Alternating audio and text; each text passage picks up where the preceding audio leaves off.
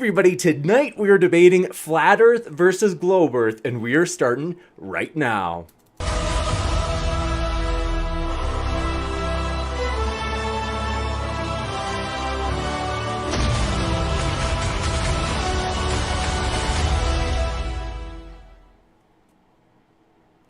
Ladies and gentlemen, thrilled to have you here for another epic debate. Here at Modern Day Debate, we host debates on science, religion, and politics, and we try to do it in the most fair way possible, so everybody has their shot to make their case on an equal playing field. And we are very excited as we have many more debates coming up. So if you love debates, especially on hot topic, hot button type issues, consider hitting that subscribe button as we have many more to come, including tomorrow. So that should be a fun one. And a couple of housekeeping announcements up front before we get rolling with the debate.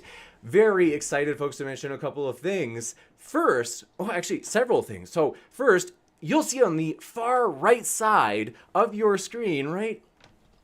There it is, over there, is on the far right side of your screen, you will see all of the podcast apps that we are on right now. We are invading the world of podcasts. This is in addition to being on YouTube. We just got approved for iHeartRadio and Google Podcasts, so those should be over there on that list as well. And if you can't find us on your favorite podcast, let us know. We will work on getting on there. And want to let you know as well, we are very excited. A lot of people, if you didn't know this, I just learned this myself, very embarrassing, is that some people were saying, hey, are you guys getting censored or like shadow banned by YouTube, something like that, because I'm subscribed, but I don't always get notifications. There are 3 steps. If you always want to get a notification, you have to hit subscribe, then hit that little bell picture, and then it'll give you a little drop-down menu, and you can choose how often you want to get notifications. So the default is it'll only choose some of the uploads to let you know about. And so that's why you're sometimes not getting notifications, even if you're a subscriber. So you'll just have to click all if you want all. So also, very excited. Want to let you know, for tomorrow's debate, it's going to be we've got 2 really hot button issues. And I want to let you know, if anybody knows LGR, I have to issue, I've just got to come clean now. Oh, this is embarrassing as well. LGR, if you're listening, if anybody knows LGR, I want to apologize. I have no idea. I didn't know who LGR is. I just learned today.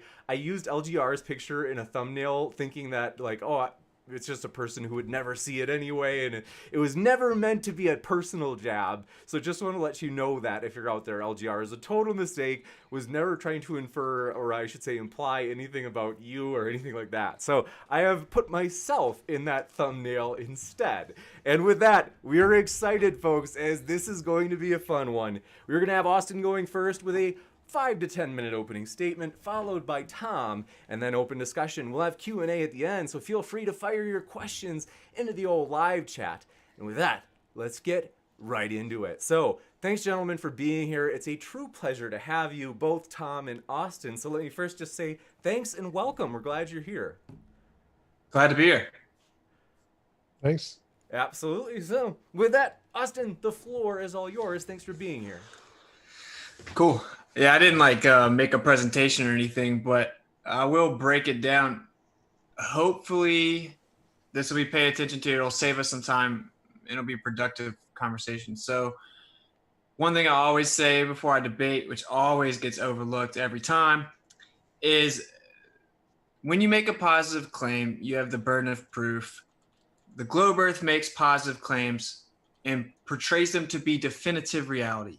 So you have the burden of proof. If you don't want to accept that, literally doesn't change it, right? So falsification is independent of replacement. And what normally happens is, as opposed to defending the definitive physical claims the globe model makes, we get shifting the burden of proof fallacies where it's like, well, how do pancakes work on a flat earth? And that isn't the issue. Falsification is independent of replacement. So I don't need to explain every aspect of existence. That isn't me hand wave dismissing any obligation or anything like that, but it is objective. So simply, if we could get to this middle ground concession, maybe it'd be more productive than some of these things are. But the globe Earth makes physical positive claims, right? And so then, in order to validate those, we would look at the natural sciences, the study of the physical world. We would hold them to those standards to see if they can be validated empirically, because they are physical claims. They are not philosophical claims, metaphysical claims. They're making physical claims about the Earth, right? A radius, circumference, orbital trajectories, the medium it's encompassed in, etc. And as far as I know, there are no physical demonstrations that can be presented to even show the potentiality of the globe Earth's claims, right? So show me water spinning, adhering to the exterior of a spinning spherical object. So that is actually your claim. So you need to at least show it's possible in the physical realm. Show us where gas pressure can exist void of physical containment. That is one of your physical claims. So if we go through the physical claims of the globe Earth, and we can have some physical demonstrations like the orbital trajectory of spherical bodies based on proportionate mass or bendy space-time, whatever you want to say, then we can at least accept it as a feasible postulation. But we do not just have to blindly support and believe whatever it is that you claim is the causation of observations in the sky, et cetera. And then until we replace the fairy tale's true. So that's really simply my baseline. He said he didn't really know my stance. That is my stance. I do not claim a definitive model. We don't have access to all the information to make a definitive claim as to a mapping out or a model. But what we do know is that we falsify the globe Earth. The globe Earth does not uphold to empirical scrutiny. So you need to substantiate that that's what we live on. And then I'm happy to go into the discussion whatever direction it goes in. But hopefully we can keep that intellectual honesty as some parameters so the conversation will be productive. It doesn't happen typically, and of course fallacious reasoning is never accepted, so I'll be forced to call it out when it's presented. But yeah, it's pretty much it. Just in conclusion, simply falsifications independent of replacement. So we're trying to see if there's any physical empirical evidence the Earth is in fact this globe. You got it. Thanks so much. And want to give you a quick notification, folks, that I've put the links of the speakers in the description for you in case you're listening and you want to hear more. They're right there for you. So, Tom, the floor is all yours. Thanks as well. Yeah, thanks for having me. So, yeah, we know the Earth is a globe and not flat because we can see it. We can literally just fly up in space and see it. We've put satellites in the air and we can see it. We can use telescopes to see the International Space Station and other satellites we've put into the atmosphere. And we can just literally just calculate the magnification of the telescopes and the size of the object we're looking at to know how far away it is. So we can see that they're exactly how far away they are said to be and the exact size that they're said to be. And so we can know that they can take pictures and just a camera essentially. And so without some kind of crazy conspiracy theory, we can just see the pictures of the Earth being round, not a problem. There's also lots of things you can do on Earth to demonstrate that the Earth is a globe and not flat. Like one is you can make a big ass pendulum and you place it in the northern hemisphere and it'll like, and start it moving, it'll start to rotate to the right or to the clockwise. And if you put it in the southern hemisphere and you do the same thing, it'll rotate counterclockwise. And if you put it on the equator and do the same thing, it won't rotate either way. It'll just go back and forth the entire time. Now, if you try to replicate this on just like a piece of cardboard, you're going to have some problems. Like how are you going to get one of the pendulums on one side to rotate one way with the other one rotating the other way, and the one in the center going straight? It doesn't make any sense, because if you try to move the cardboard in a uniform way, if it was flat, then they're all going to rotate in the exact same direction, and that's kind of a problem for the flat Earth model. It's pretty easy to make sense on the globe Earth model because, well, one's on the top of the Earth, one's on the bottom, and one's in the center, so it makes perfect sense. These rotations of these pendulums also match the rotations of the stars. Coincidentally, if we look up on the northern hemisphere, it rotates clockwise, and look down on the southern hemisphere, it rotates counterclockwise, and on the equator, it just rotates straight. Stars just go all the way across the sky, just like the sun does, essentially. So all of those things match on the globe Earth model, which make absolutely no sense on the flat Earth model. Apparently, the sky is rotating in different directions depending on where you are on the flat Earth. That doesn't really make a great deal of sense. Hurricanes also follow the exact same pattern. Most hurricanes and tornadoes rotate counterclockwise in the northern hemisphere and clockwise in the southern hemisphere. The magnetic field, like we can do magnetic field testing where we know if you take two magnets, you rub them together, you get this magnetic field, which is a bubble shape. And we can measure the magnetic field of the Earth with like compasses and things. So we know that the shape of the Earth is round because the magnetic field is that shape. Just like any of the magnetic fields we create, the small ones with our hands, just rubbing magnets together, it's going to be the same shape as the big one around the Earth. So if the world was flat, it's going to create this very, very strange dome-shaped magnetic field that doesn't make any sense. But in the globe Earth, it makes perfect sense. It just looks like the same as all the other magnetic fields we make when we just rub magnets together. So obviously, the magnetic field around the Earth is what it would be if it was a globe shape. So it's you just do that experiment and take two magnets, rub them together, done. Um, the east-west effect is where we can measure the ionic particles or ionic radiation from the atmosphere. And we know they come more from the west than from the east. If we're on a flat Earth, it doesn't really make a lot of sense because maybe we're just moving like in one direction more than the other. Possibly, that's possible. Or we're just on a globe Earth and it's spinning, and which just makes more sense, which is why the particles can come in from one way easier than another way. Seismic measuring of earthquakes. We know earthquakes have different kinds of waves when they occur. They have P waves, S waves, and L waves. We can measure the difference between these waves on different locations that are measuring the earthquake. So if the farther away you are, the longer the distance between the different waves. But if we were on a flat Earth, they should all be the exact same because, well, if the earthquake happens in one location and the first wave and the second wave and the third wave, then the rate that they travel across the ground should be the same for all three waves, unless the world is curved, in which case that since the waves are traveling through the Earth, the ones that are the lower ones will actually happen faster than the ones that are on the top, which will actually take longer since the distance between the two measurement things are actually closer together on a curved surface than on a flat surface. So then the difference in time between these three waves actually makes sense on a curved surface. It doesn't work on a flat surface. So there's another way we can measure that the Earth is curved. The shadow on the moon is a pretty good evidence that the Earth is curved because the Earth gets in between the sun and the moon and creates a shadow. Like you can just take a light bulb, take a tennis ball, and then take a golf ball, and you can replicate the shadow on the moon, just like you can on Earth. So then it makes sense that if the tennis ball is the Earth, put it in between the flashlight or the light bulb and the golf ball, you get a shadow on it, the same as with what we see on the moon. So we get the same testable results. We can say, oh, hey, this stuff we're seeing, the observations that we're seeing from the shadow on the moon are the same as the observations from the tennis ball blocking the light from the golf ball. Oh my God, evidence the world is round. Oh, experiments you can do in your home. Damn. He asked for evidence that we can see that there's water and stuff that's on a ball in space. We have lots of evidence of that. We can just look at this planets, Saturn, Jupiter, Venus. Those are gas giants. Well, Venus is body of gas. I don't know if it's a gas giant, but we can see there's gas. Gas is less dense than water, and we can see gas can stay in space pretty easily on a round ball. We know all they're round because we can literally see them. And we know it's gas because we can take gas, liquids, and solids, put them into a container and see how they interact. And we can compare the shape and way they move to the shape and the way the things move on the planets we're seeing and say, oh, look, yep, those are definitely gas. Definitely not liquid, definitely not solid. And we can also measure them using the light measurements to see what kind of light reflects off them. And I forget what it's called. It's infrared something or another.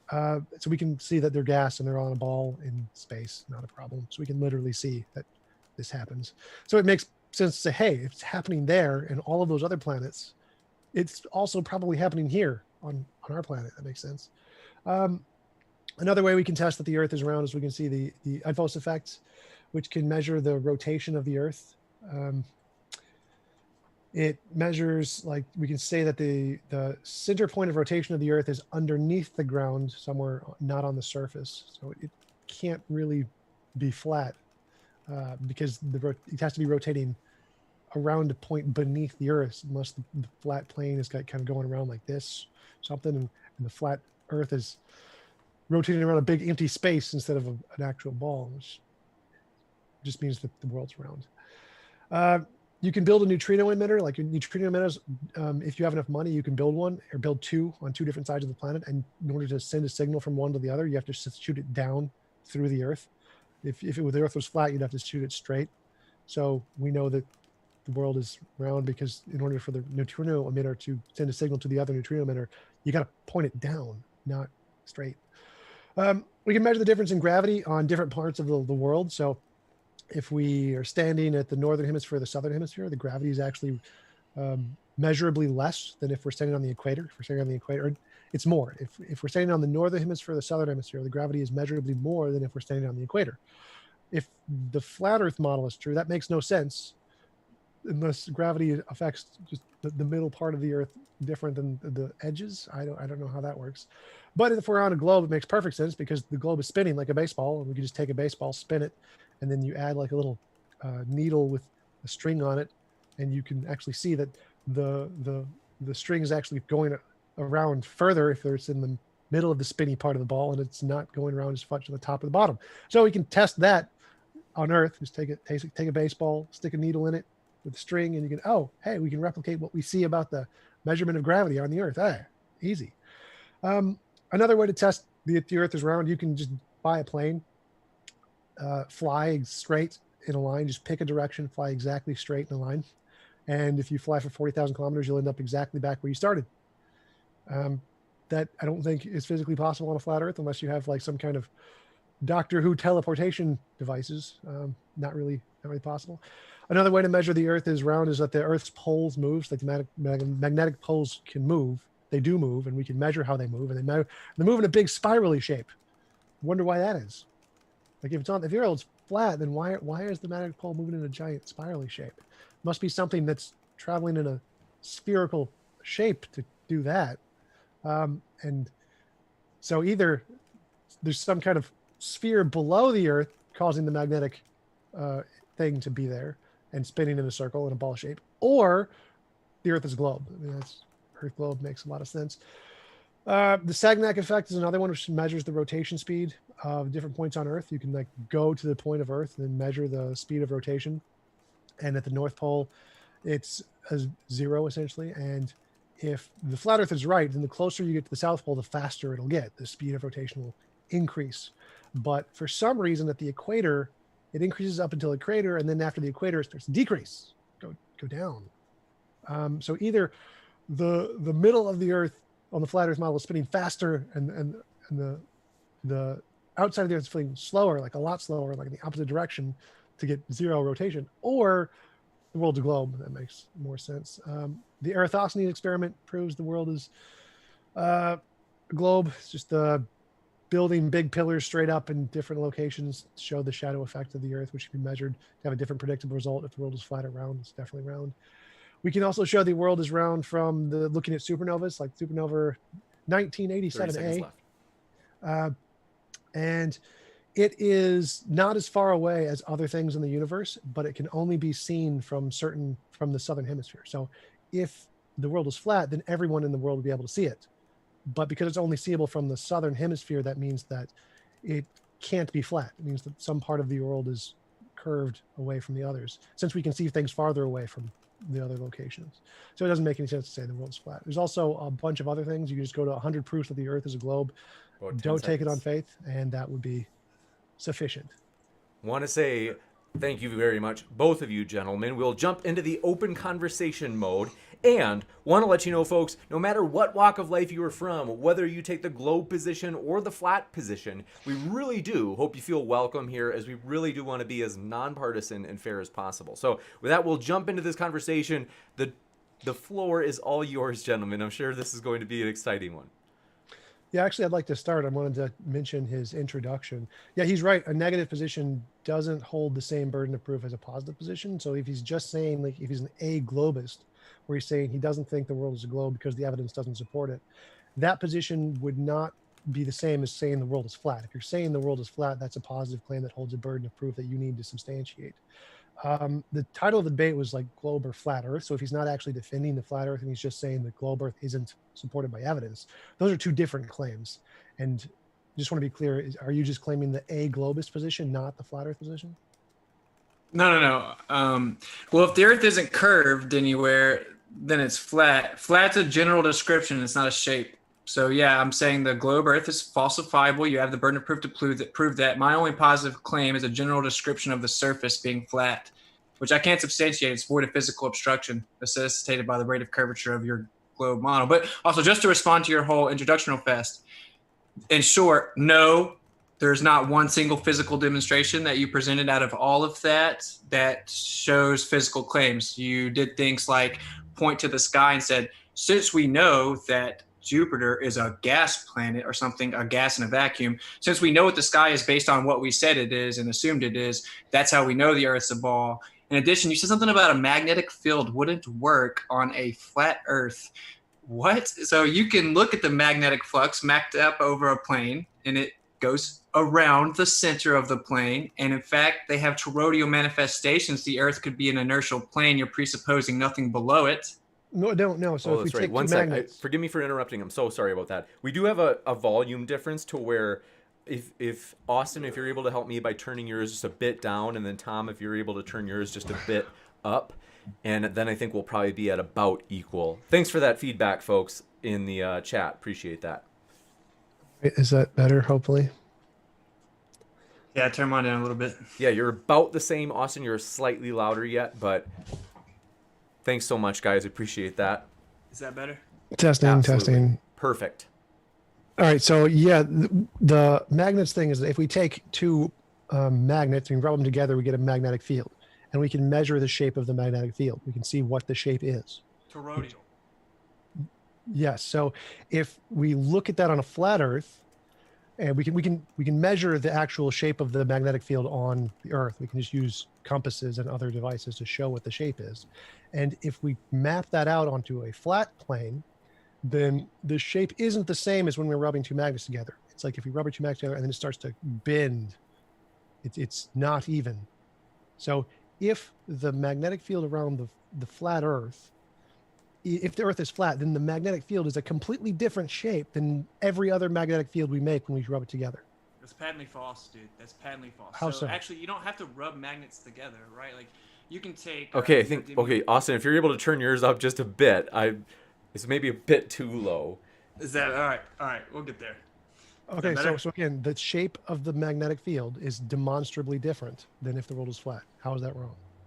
Yeah. It's just patently false. That's how it's wrong. So I'm explaining How it. so? So if you have a neodymium boron iron magnet, before you turn it into a magnet, you're going to introduce electrical voltage. It's going to turn into a magnet. It's going to have a magnetic field just sitting there. We don't need your rubbing magnets together. It's magnetic. It has a field. Yeah, obviously there's different ways to rub magnets together. There's just a way to generate electricity. So how does that show the shape is different? I'm actually getting there. So we know magnetism manifests toroidal. You are saying that can't happen on a flat Earth, and I just explained. No, I didn't say it can't happen on a flat Earth. I said that it wouldn't happen the same way, right? The Earth would be the inertial plane. You do know that a magnetic field has an inertial plane through the center. Okay. And so if there was a toroidal energy manifestation above and below symmetrically with an inertial plane, that is exactly how it would happen. Okay, but that's not what I said. I said we can actually measure what the shape of the field is. Like on Earth, we can see what is the shape of the field. The shape of the field is the exact same shape of the ones of any magnet we rub together or create an electrical force on anyway, any one that we create, an electrical field. It's the same shape if the world is round. If the world is flat, it's not the same shape. You can't just say that.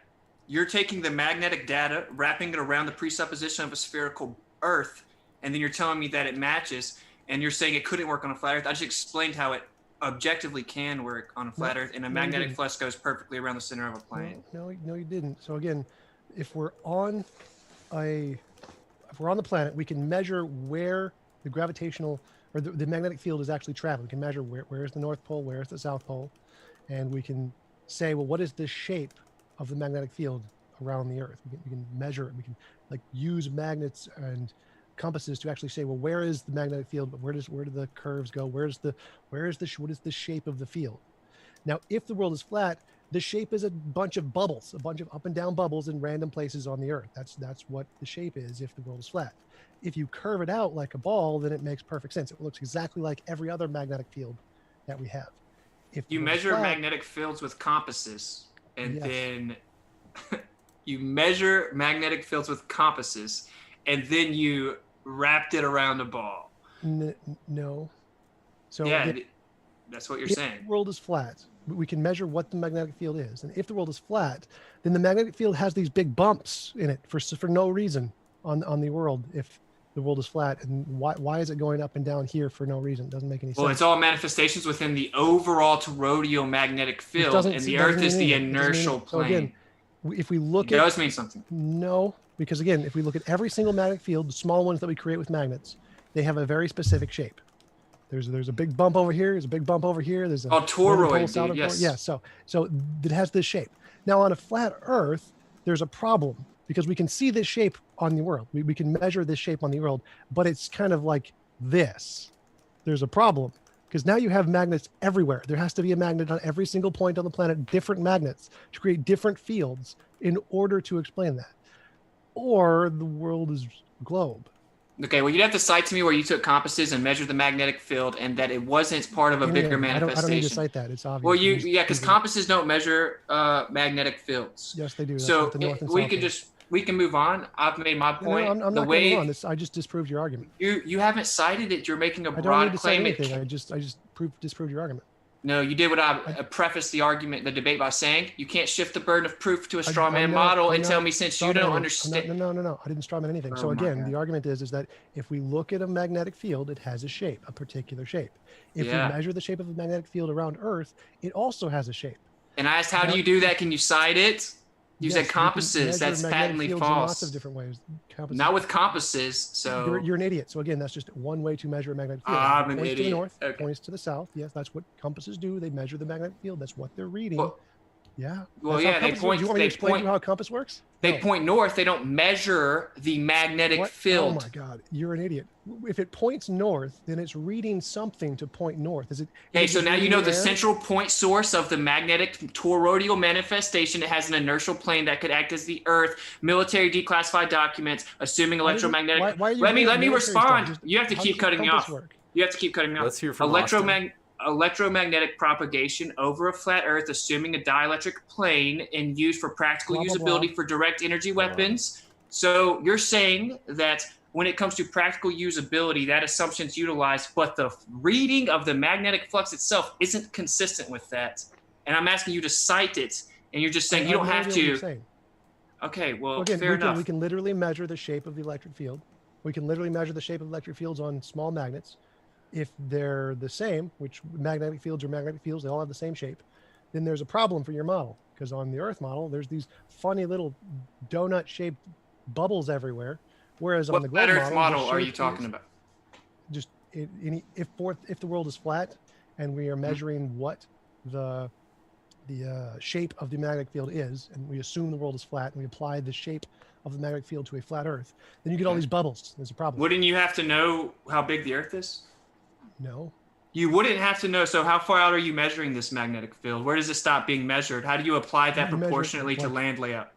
The oceans and things where we've measured continents and stuff. You would have to know how far you would have to know the proportionate relationship of the electromagnetic field. I don't think you understand the logic here. So I understand you're claiming that it manifests a way that's impossible on a flat Earth. I'm asking you to provide some evidence of how so. So again, it's like, if it doesn't matter how big the Earth is, we can just assume it's 10 feet. It's going to get the same result because you get the same measurement if the world is 10 feet or 10 billion miles.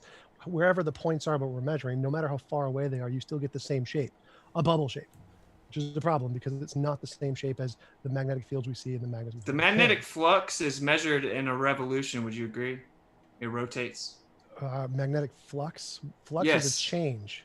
Yes, and when it's mapped out, you can project it onto a plane, and it goes in a perfect circle around the center. This is provable, not debatable. This is the worst argument I've ever heard. Two bubble shapes around the sides. It doesn't. I don't know. There's not flux. Flux is a change. I'm more than content for the third-party viewer to know that I've responded. There's a toroidal manifestation. Earth acts as the inertial plane. Now, if you want to disagree, it's cool. I'm not going to debate for 2 hours as to what you think about that because I've asked for specific evidence. You've said you don't need to provide it, and you're just saying vague and ambiguous claims about how electromagnetism works, even though I've already refuted it. Yeah, so we can move on. All that nonsense pretty easily. Okay, I don't need to cite any sources here. If that's what you think, the shape of a magnetic field, we can demonstrate it. You can do the experiment in your basement. This is easy. Take a magnetic field, go look at the shape.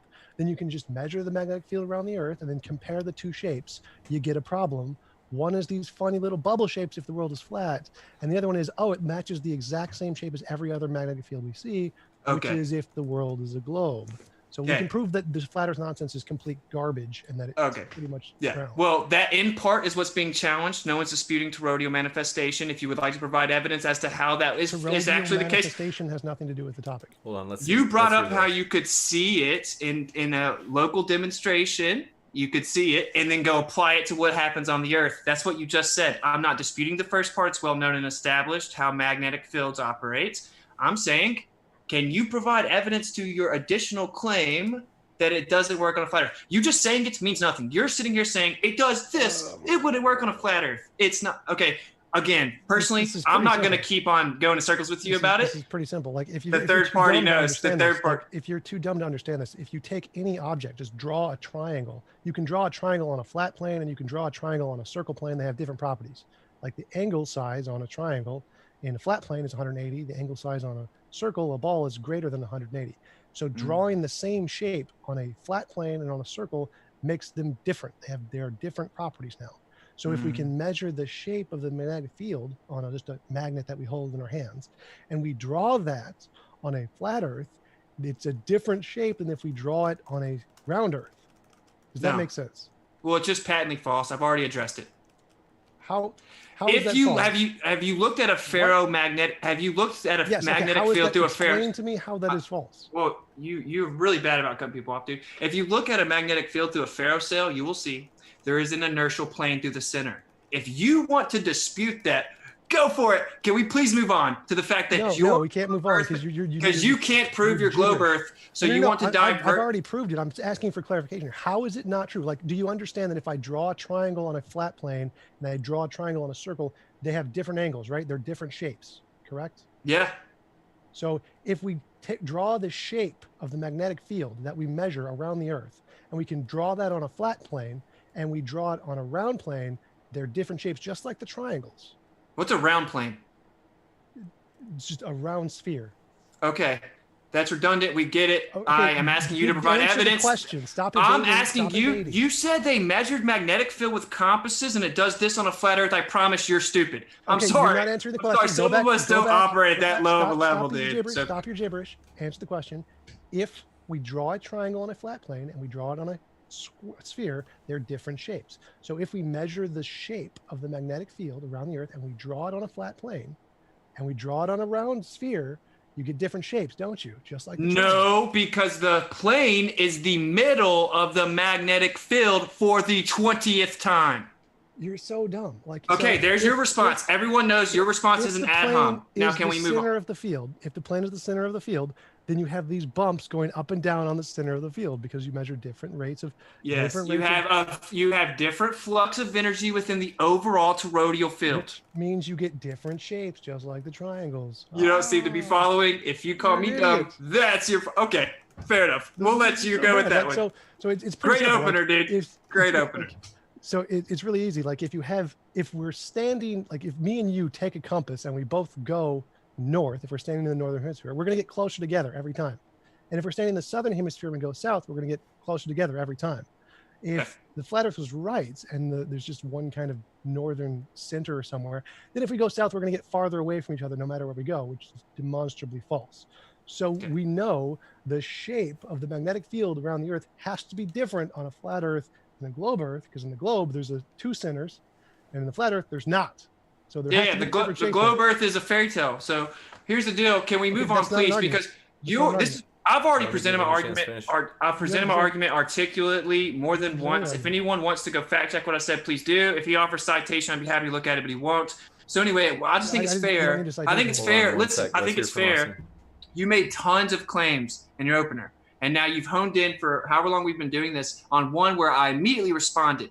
So if you offer some physical evidence that's been demonstrated physically that you can cite, I'll look at it. Your mouth isn't physical evidence. So you also claimed that we know the shadow of the Earth on the moon. I'm not there yet. So I'm still on this one point. Oh my. So again, if anyone on the Earth, like 10 people, stand in the northern hemisphere, get a compass, all walk north, they all get closer together. Stand in the southern hemisphere, walk south, you all get closer together. Now, if the world is flat, that's physically impossible without magic. So there has to be some difference between the magnetic fields in a globe Earth and a flat Earth, because the globe Earth has 2 poles, 2 center points, and the flat Earth does not have 2 center points. Right. So they can't be the same shape. You're right, bro. They're not the same. And for the 10th That time. was my argument the entire time. They are not the same shape. If you map out the shape of the magnetic field on a flat Earth, it's a different shape than on a globe Earth. But oh my God. Thank you. Thank you for just admitting what we were saying for the past 10 minutes.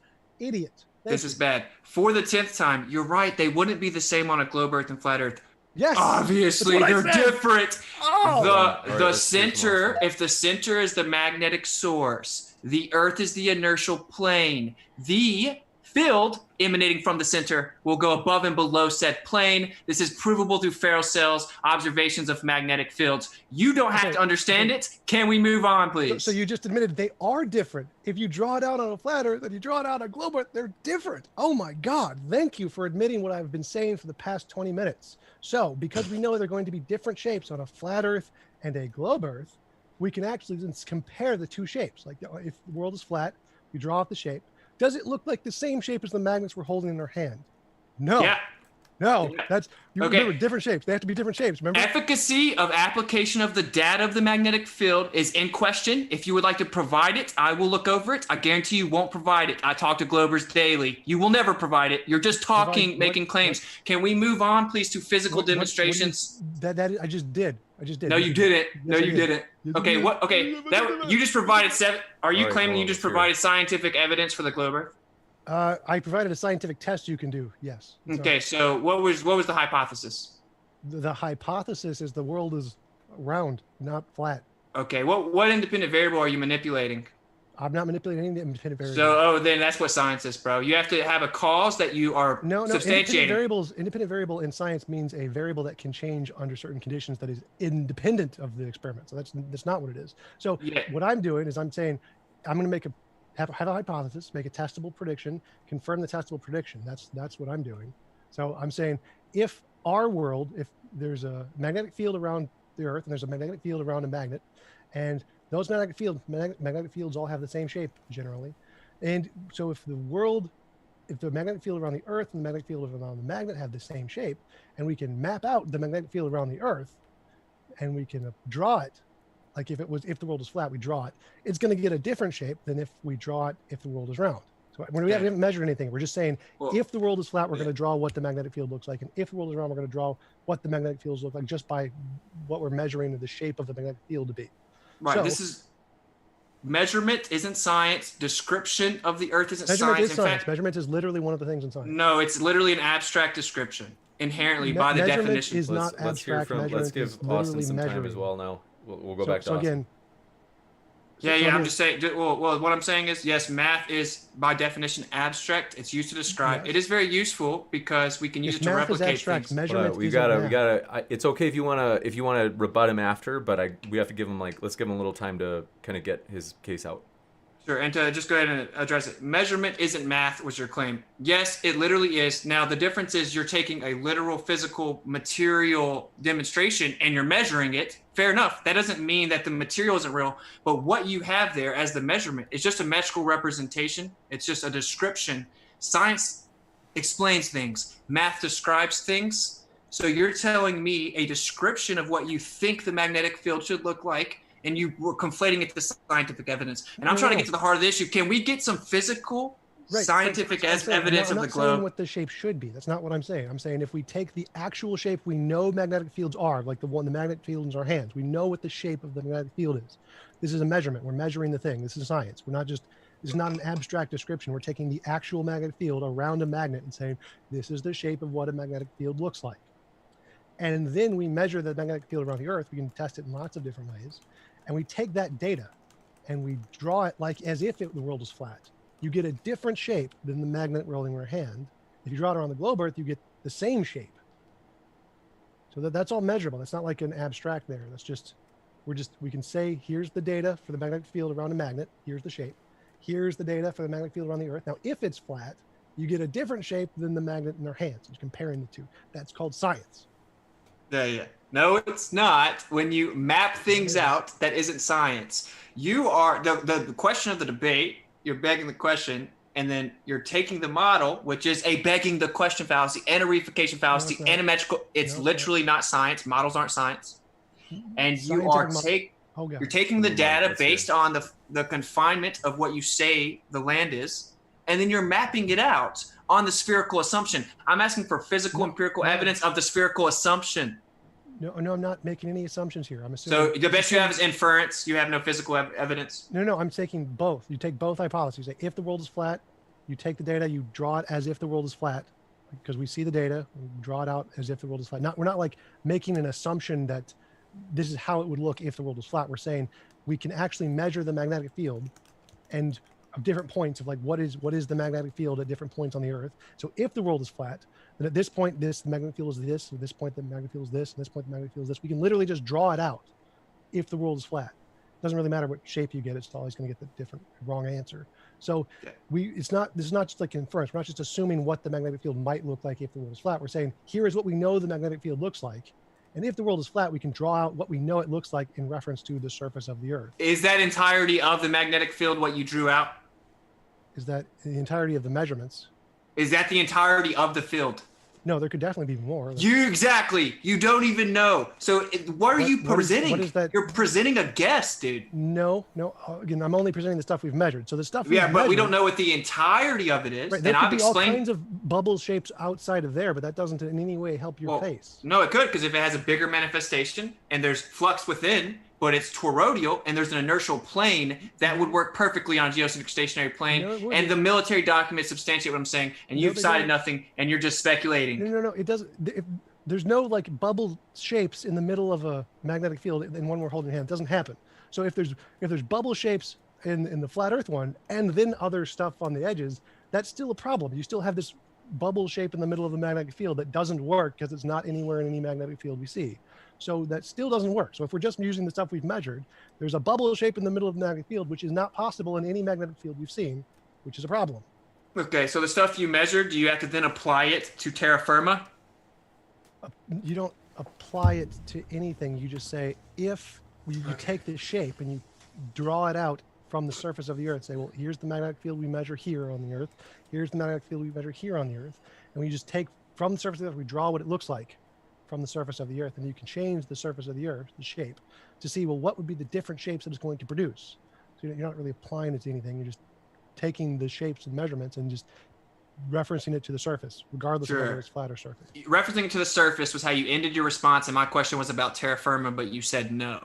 So can we please, dude, I've given my answer. You can say it's not sufficient. It objectively is. We can agree to disagree. Can we get on to physical evidence of the globe? I don't want to just talk about what you misinterpret about magnetic fields for 2 hours, dude. So no, I'm not applying it to terra firma. Terra firma is Earth. Like, no, I'm applying it to a surface, any surface. Doesn't matter what surface you apply it to. I'm not applying this to Earth. I'm applying it to a surface. You can take the shapes, apply it to a flat surface, you get a different shape than if you apply it to a globe surface, which you admitted to, which means that we can actually say, well, which one of these shapes is like the magnet? What I admitted is the overall manifestation would obviously be different on a globe Earth and a flat Earth. That's what I said. Yeah, cool straw man. So can we get to the physical? Wait, now that I've given you, you've led the topic and the whole thing, right? Like you. Yeah, sure. Go for it. Okay, thanks, man. So this is another one of your claims, one of the 50 that you monologued. That's why I'm trying to speed it up. You said, we know that it's a ball because of the Earth's shadow being cast onto the moon in eclipses. So you presuppose causality of eclipses being physical obstruction. So you have to explain the three-body problem, which is a known issue, and you have to presuppose the spherical nature of the physicality. That's not my argument. Wait. So the argument is that if we see that there's a shadow on the moon, and if we take a light bulb, a tennis ball, and a golf ball, we can replicate the shadow. So we can replicate the observation. How do you know it's a shadow? Because it's a giant dark spot. That's okay, so you don't know it's a shadow. That's literally what a shadow is. It's just a giant dark spot. Actually, what a shadow is an absence of light caused by physical obstruction. That's what dark is the absence of light. Okay, so you're presupposing that it's a shadow on there. Could it be something that's just darker? Could it be something exactly. that's dark? What do you mean? Like I don't know. I'm not offering. I'm not replacing your fairy tale. I prefaced the debate with that. I'm saying. I'm clarifying what your question is, not about the thing. So you are you, in order to make your point right now, dude. It has to be a shadow. Okay. So all I mean by shadow is darker light. So there's not light going there. That's what I mean by shadow, not light. Yeah, no shadow requires physical obstruction. What you're saying is the Earth is causing physical obstruction of the light casting a shadow onto the moon. That's your claim. You can't substantiate that there's physical obstruction. So there's more light going to one spot than the other spot, so something is blocking the light. Yeah. No, you're just assuming that what's dark is being obstructed. That light's being obstructed to cast that shadow. Well, yeah, now, even if I go light along with your fairy tale, this is my point. Can you explain the stellanillion eclipse? Because you tout your model's predictability as if it predicts eclipses, so we should believe it. Because the globe Earth predicts eclipses. It predicts and understands and explains eclipses. That's what your claim is. But it doesn't. It doesn't even explain the stellanillion eclipse. Well, what I'm saying is we can replicate the data by doing an experiment here on Earth. So, yeah, it's a shadow. It doesn't matter, dude. Wait. So it's a shadow because we can see that there's a light part on one side and a dark part on the other side. And if it wasn't a shadow, then somehow the light is stopping in the middle for no reason. And it can't just be like a black sheet there. Because no, you're presupposing three-body relationship. No. Why does the light have to stop anywhere? What are you talking about? How do you know that the light? You're also presupposing light for the moon's reflecting light. Yeah. Yeah. Yeah. Presupposition. That's yes, it is. We can see it. It's reflecting light. That's literally what it means. What if it's self-illuminating? That's fine too. There's still going to be a shadow. Well, no, it could be something else that it does. Maybe it stops giving off part of its light. I don't have to replace your fairy tale. My point is, can you explain the stellanillion? We can grant that. So let's say maybe the moon is giving off light, and some part of it is giving off light, and some part of it isn't. There's still a problem there, because the light stops at some point. It's not like if you take a flashlight and you turn it on, it all goes in one direction, right? But if you take a light bulb and turn it on, it goes in every direction. So there's got to be something that stops the light, which is what a shadow is. So there's still a shadow on the moon. So we can still know it's still a shadow. No, we can't. So there could be something in the sky that's dark that causes obstruction. That's causing what a shadow is. No, it's not. No. Yeah, okay. It isn't casting a shadow. It could be fading out the light. If you want to call it that. Yes. The shadow could be caused by internal things in the moon. So okay, right. And so that's why I'm trying to get to the heart of the issue. I'm not trying to have a dishonest conversation. I'm trying to actually get to the heart of the issue. You're right. The whole point is that you're saying that, well, look, our model explains eclipses, right? And so the issue is, well, if we have an eclipse that occurs that doesn't work with that model, you can't just expect us to accept the explanation. It's a three-body explanation where there's physical obstruction, but we have an eclipse that the model doesn't work with. It's called the impossible eclipse. It's called the stellanillion eclipse. So how can you tout predictability or explanation? Do what? What does it have to do with the moon? Like, it's a lunar eclipse. Okay, how does it not explained by the heliocentric model? Yeah, because the sun and the moon are both above the horizon during the lunar eclipse. What? Yeah. Explain how that isn't explained by science. Well, you claim lunar eclipses are when the Earth causes physical obstruction of the sunlight and then casts a shadow onto the moon. How could that happen if both the moon and the sun are above the horizon? There are other things in between the sun and the moon. So the Earth isn't causing the obstruction of the lunar eclipse. Shadows can be caused by lots of things. That's explained by physics. So the lunar eclipse isn't caused by the Earth's shadow. The shadows can be caused by lots of things. You don't need. So I guess what I'm asking is your rebuttal right now that in that scenario, Earth isn't causing the obstruction? Well, the only thing I know about your scenario is that you said there's a shadow on the moon and the Earth isn't between the sun and the Earth. Okay, well, shadows can be caused by other things. Like, I don't know if the specific example you're listing. It's called the stellanillion eclipse. It's a lunar eclipse, and then there's a shadow, what you call a shadow, on the moon, and the sun and the moon are above. SELELENION. And I know your side's explanation. I just know that most people don't. So simply, it's physically impossible, bro. The Earth can't be physically obstructing it if the sun and the moon are both above the horizon, not behind you. The eclipse occurs when the moon moves into the Earth's shadow. Okay. SEL. So how you spell it again? SEL. SELENELION.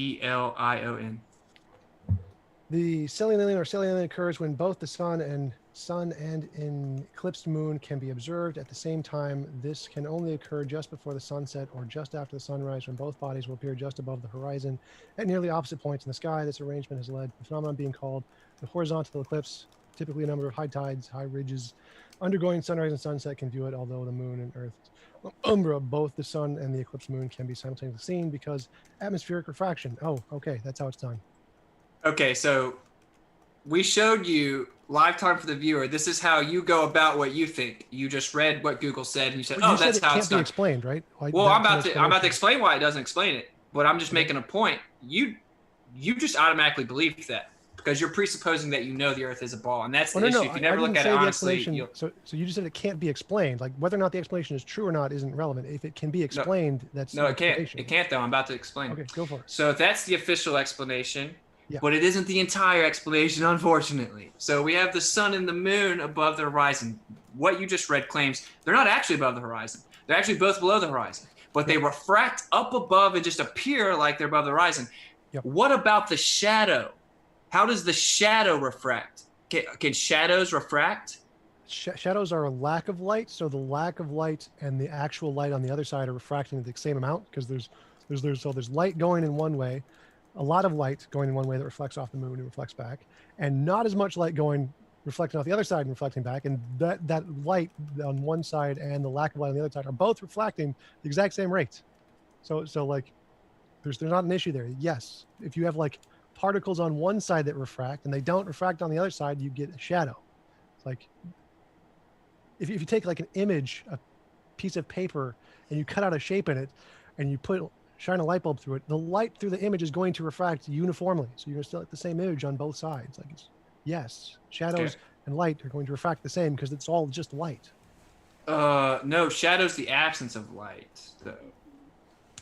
So let me explain it to you why this doesn't work. Well, no, you're trying to figure it out live time right now. No. And I feel you're not doing too bad of a job. Give me like 5 seconds. Give me like 5 seconds. Okay. So what is refracting is the light, and the light is refracting where it goes, and where it doesn't go is not light. So everything that's refracting there is just light. So it's all going to refract the exact same shape, whether there's light or not light.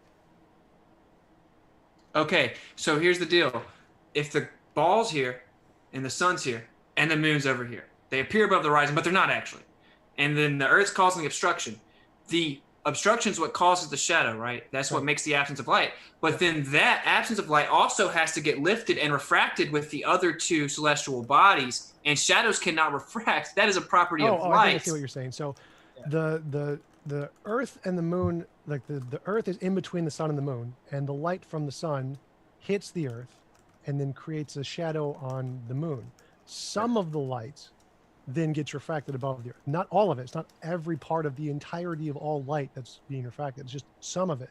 It's the reflection that's being refracted, not the all light from the sun. So the light from the sun is still creating a shadow on the moon, and then some of the light is being refracted up in the atmosphere, which is why you can see the sun and the moon. It's not like it's refracting all of the light. I understand the idea, even though it's clearly a grasp of stars. Oh, it's the only explanation. You have to say they got refracted up. That's the only way to explain it.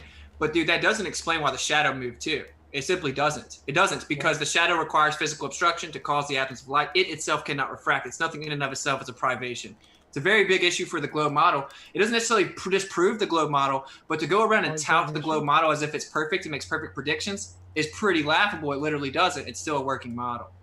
It does make perfect predictions. How is that an issue? So like the refraction, when you can see the sun and the moon, is only like the people on those one part of the Earth. Like everything else in the universe doesn't see this eclipse. It's just people who are standing in that one part of the atmosphere where the atmosphere is bending the light in that way.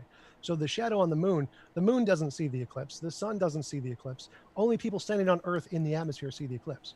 So the shadow on the moon is still going to be there just like it is every other time. Like, why is this a problem? You're saying that the moon is going to move up and the shadow's just going to stay with it. The moon doesn't move at all. The moon is still in the same spot. It's the apparent location of the moon moves up and the shadow just moves with it.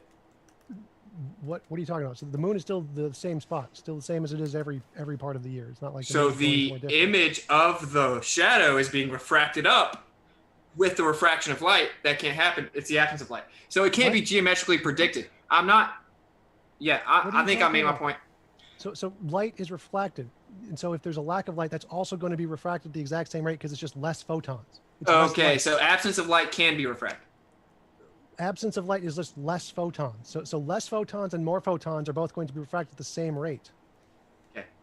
If you want to stick with that one, dude, whatever, we can move on. A shadow isn't perfect blackness. Perfect blackness is no photons. So if you have a shadow where there's less light, that's less photons, and less photons is going to be refracted at the same rate as the more photons. So yes.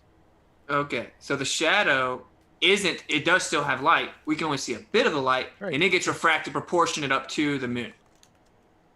Proportionate up, it gets refracted at the same In rate as all the other relationship light. with what? I don't know what you mean by proportionate to the moon. It gets refracted at the same rate as all the other light. Like all the light is being refracted Yeah, at the same rate. proportionate. Okay. So yeah, in a relationship with it. If that's what you want to say. Okay. So it can't be geometrically predicted. And What? it happens on occasionally. It geometrically based on the three body relationship, it can't be predicted. It happens, and then they explain it away with refraction, saying that shadows can also refract, like you just attempted to do the mental gymnastics to explain, and then act like I was stupid. It's explained by the atmosphere, so it wouldn't be the three bodies. It would be the three bodies and an atmosphere that refracts light. Of course, the three bodies are inherently relevant to your explanation. Just three bodies wouldn't explain it. It's three bodies plus the atmosphere that would explain it. So Well, yeah, but without the three bodies, you don't have any explanation. So anyway, the main point here was you pointed out eclipses as if they prove the globe or Earth. They don't. And I preface the debate, bro. Physical demonstration. The only one you've offered is an imitation of an eclipse, where we have to presuppose the physical nature of these bodies and the sphericity of them. I'm asking you, can you physically demonstrate the physical claims made by the globe Earth itself? Is there any way on Earth that I can go out and locally demonstrate that water will bend convexly around the exterior of a spinning object spinning? I mean, if not, that's cool. Just concede. If not, you can say it's hard to get to scale the Earth, whatever. Yeah, you can just buy a telescope, look at the planets. That is not what I asked. I asked for a physical demonstration that can be demonstration. Physically, the gases are literally around the ball in space. That's a physical demonstration. A physical demonstration that can be replicated here on Earth, that we can look up at it independently. as many times as you want. It's going to get Observation is not science, dude. Yes, it is. It literally is. Observation is science. That's your claim. Observation is one of the things in science. Yes. It's the first part. It's the first part of science. Sure. It's the dependent variable, and then you have an independent variable. You manipulate it to substantiate cause and effect relationship. That's what a hypothesis is. It is a cause and effect relationship. Hold on. Let's just for sure hear the rest from Austin. I promise we'll come right back to you.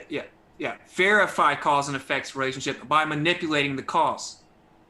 That's what science objectively is, yes? You can't manipulate the cause. I have no idea what you're even saying. So science is just testable predictions. No. Science, dude, natural science, you have a dependent variable, and then you manipulate a independent variable in an attempt to verify that it is the cause of your effect, which is the dependent variable. You manipulate an experiment to see if you can replicate the results. That's what you mean by an independent variable. Experiment. In order to substantiate claim to causation, you must manipulate said causation to substantiate it is in fact the cause. Pointing to the sky is not scientifically, physically demonstrating to me. Manipulate causation. Like what? Causation is not like something we can change. Yeah, water boils. We got another volume difference. I hate to interrupt, guys. I would say it's kind of the same thing where, Austin, if you're willing to turn yours down a bit, and then Tom, if you could turn yours up just a bit. For some reason, you guys kind of diverge as the debate goes. But also a point where I can remind you folks that both Tom and Austin are linked in the description. In case you didn't know that, you can hear plenty more where this is coming from. Thanks, guys. Well, you asked for physical things you could do. I listed about 10 of them in my opening. One was just the pendulum thing. The pendulum. The pendulum. Okay. Well, then you can see that there is nothing that we can do here on Earth where we can replicate water bending around a ball and spinning and based on proportionate mass. We can do that. I mean, it's just going to be expensive. You just have to build a plasma container to do that. But yeah, you can. So no one's ever done it. Yeah, we have done it. We've literally done it. So you could cite right now physical demonstration showing water bend convexly to the exterior of a spinning object. Gases, yeah.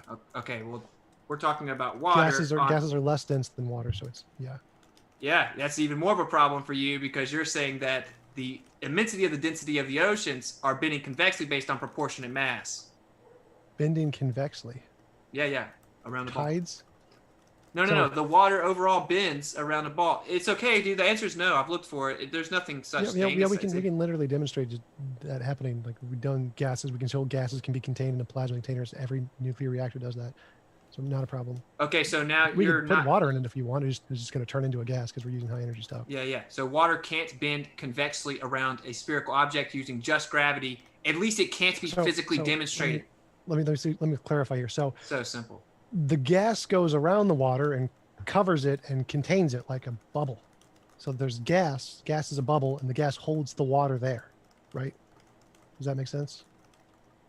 Sure, that isn't no what we need, bro. Right? Like if you look at it non-biased, you're like the globe Earth. It makes these physical claims about reality, bro. I'm just asking you, like, just be honest, dude.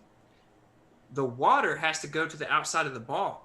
Like the water, even though it always finds level, in this scenario it doesn't, and it's because of gravity. We need to find a way to replicate it on Earth where it can bend around the ball and stick to it while it's spinning. You could just say no. You can't offer a physical demonstration. A gas is non sequitur. It has very specific parameters that's outlined by your model. I don't have that cosmological interpretation. That's your parameters. No, what I'm saying is that on the globe Earth model, what happens is you have water on the surface of the Earth, and the water is then contained by air because there's lots of air and gases going around the Earth, and it acts as a shield to protect the Earth from like evaporation and stuff. So the water is contained in a shell of gas. So if we can get gas to like go around a bubble or whatever to contain the water, yes, we can do that and show that here is a way to accomplish what you're asking for. And we can. Sure. Well, if you want to offer it when you find it, it doesn't exist. So, and it actually, that isn't the only causality. Redditor just demonstrates this on his channel. Like, yeah, you can build a container of gases that can go around a surface being contained by just the gases. You can put water in it if you want, and that's fine. Yeah, was that probably an attempt to substantiate that you could have gas pressure without physical containment, even though there was a container in the demonstration? But that's not even what I'm requesting. I'm requesting water itself. You're saying that it's because of the atmosphere. That's not what the globe model claims. You could imitate that if you wanted to. It claims it's because of the center of mass. Well, no, you just asked, how is it possible? How is it possible to contain water on a spherical surface? One way it's possible is if you have a gas container. Like if you take the gas pressure and you put water inside of it and trap the water, that would be one way to do it. Trap the water all the way down to the ball, then it starts spinning and it sticks to the ball. Yeah, you just take gas and cover it with gas, and that would act as a container. Yeah, that would work. But of course, that wouldn't be what the Earth is doing because the Earth is carrying the water. I'm not saying what the Earth is doing. Well, that's the whole point. I'm asking you to physically demonstrate the globe Earth. You asked, give a physical way to demonstrate how it is possible to get water on a spherical object that is separated by like just in space, essentially. No, I said while spinning based on proportionate mass. That's what I said. I didn't say based on proportion to mass. I said here's a way to demonstrate that you can have water in a sphere that is just being held there without anything, like without a container other than just gas. Yes, we can do that. Okay, so the answer is no. So gravity is a different thing. Like I can't control gravity. Like if you're asking me to demonstrate gravity with a test that we can, it would be hard. Like we don't have gravity manipulation devices yet. Can't do that. Yeah, we can do can't manipulate fairy tales. So yeah, you're right. You can't. You're right. It would be I will concede it would be a difficult demonstration. Like if this magic spinning ball was real, it would be a difficult demonstration. I just think it's weird that people can't concede anything nowadays. It's really weird. So you brought up something else about you brought up something else about a physical demonstration. Yeah, like a pendulum. That's what you brought up. Pendulums on different sides of the hemispheres spin differently. Right. The issue with that is that isn't an experiment, right? We discussed earlier. Like to really know that there's to really know something. Experiment. I'm saying to really know that something's the cause of the effect, you have to manipulate that cause, and then it changes the effect. That's what science is. It's called the scientific method. That's the study of natural science, physical science. You're making physical claims. You're not making philosophical claims or metaphysical claims. You're making physical claims. It has to fit to the parameters of physical, natural science. You manipulate the cause. In the pendulum, you just see an effect, and then you assume causation, consistent with your presupposed model. There is no correlation of cause and effect with the pendulum, and there's a plethora of other issues. No independent frame of reference. They have to be started. And then the location difference, specifically, there are alternative explanations for that, such as the flux of energy pertinent to location on Earth. Yeah. I don't want to even get into too speculative of a realm because I don't want to deal with it. But yes, surely there are alternative explanations. So simply put, all I have to say is it doesn't correlate cause and effect. It isn't scientific. You don't manipulate the cause. You presuppose the cause of differentiation or derivation. So correlation and causation are different things. It seems like you just don't know what these terms mean and how they relate to science. Like science doesn't prove causation. It doesn't ever do that. It can't. It's just impossible. Causation is a philosophical concept, not a physical concept. What science does is it shows correlations and then we infer causation. So it doesn't ever show causation. It just says, if my hypothesis is true, here's a demonstrable test we can do. And if this test corresponds to the prediction I make, that's evidence that my hypothesis is correct. That's all it does. So if we can say, if I can make a prediction that the world is round and we put two pendulums on the two different sides and get different results, and we see that result, oh, that's evidence the world is round. That's just how it works. You don't need to prove causation. It's not how science works. Okay, so what you're saying is you saw the pendulum move, and I'm just supposed to believe you as to why it moved. Yeah, if I can make testable predictions, that's correct. So for example, just take any scientific prediction ever, like the cosmic microwave background, and we can predict that if the Big Bang happened or whatever, we can see these temperature variations in the cosmic microwave background. We look, say, oh, there are these temperature variations. Can those be explained by other things? Sure, I could just say there are magical pixie leprechauns up there who made the temperature differences because That's basically what y'all say, yeah. But the one that makes the prediction first is the one that gets the evidence. They get the credit. So the CMB gets it right, and the pixie leprechauns, even though they could explain it, isn't evidence. So whichever one makes the testable predictions gets the evidence. Right. So you do concede, though, that it isn't actual reality. You're just the first one that came up with an explanation. And in addition, that's how science works. No. I just objectively stated how science works. You're changing it. You're saying you don't have to manipulate an independent variable. It's not about cause and effect, but I could probably offer 50 citations from universities that say natural science is the study of cause and effect relationship, and that you must have an independent and dependent and control variable. Yes, that is study, but you can't affect the cause. You can't change the cause. They can't prove cause and effect. That's just philosophy of science 101. David Hume. Is the independent variable cause? No. Okay, so we just have a fundamental disagreement. That's what the independent variable is. Literally, you can't prove cause. It's just philosophy of science 101. Okay, well, philosophy and science are completely non-related. Philosophy of science, that's one field. But what I'm saying is natural science is nothing to do with philosophical interpretation or correlation or induction. It's literally all correlation and all induction. All science is just induction correlation, like all of it. There's no deduction in science. Dude, you have not been peeping the Gleason, bro. Like, dude, literally every university, every paper is going to say science is inductive. Induction evidence, all scientific evidence is inductive. All of it. Every single bit of it. So basically, to summarize, all the evidence that you have, we just have to believe what you say is happening because you were the first one to say what's happening? If I can make a prediction first and you can't, that means that my theory is more likely right, yes. They didn't make a prediction with pendulums. That's not how that works. There was a huge window of error. There was a huge window of error. It wasn't consistent with the presupposed derivation at all. Have you looked into it? 1851, the first pendulum. So that's not sequitur. Prediction. So they said the prediction wasn't exactly correct. It doesn't need to be exactly correct. It just needs to be more correct than everyone else. So like it was the only one. It was presupposing axial rotation, and then it guessed what it would do. It was completely wrong, and then it updated it based on what they could generally accept as the average.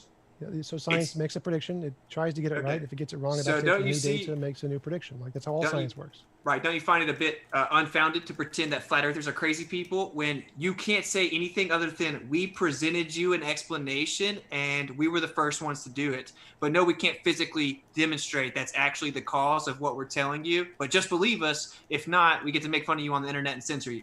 No, because it's the exact same as every other science. Like the science that makes computers work, the science that makes telephones work, the science that makes everything work. It's the exact same thing. It's all just we made testable predictions which have a demonstrable result which they can replicate in machines.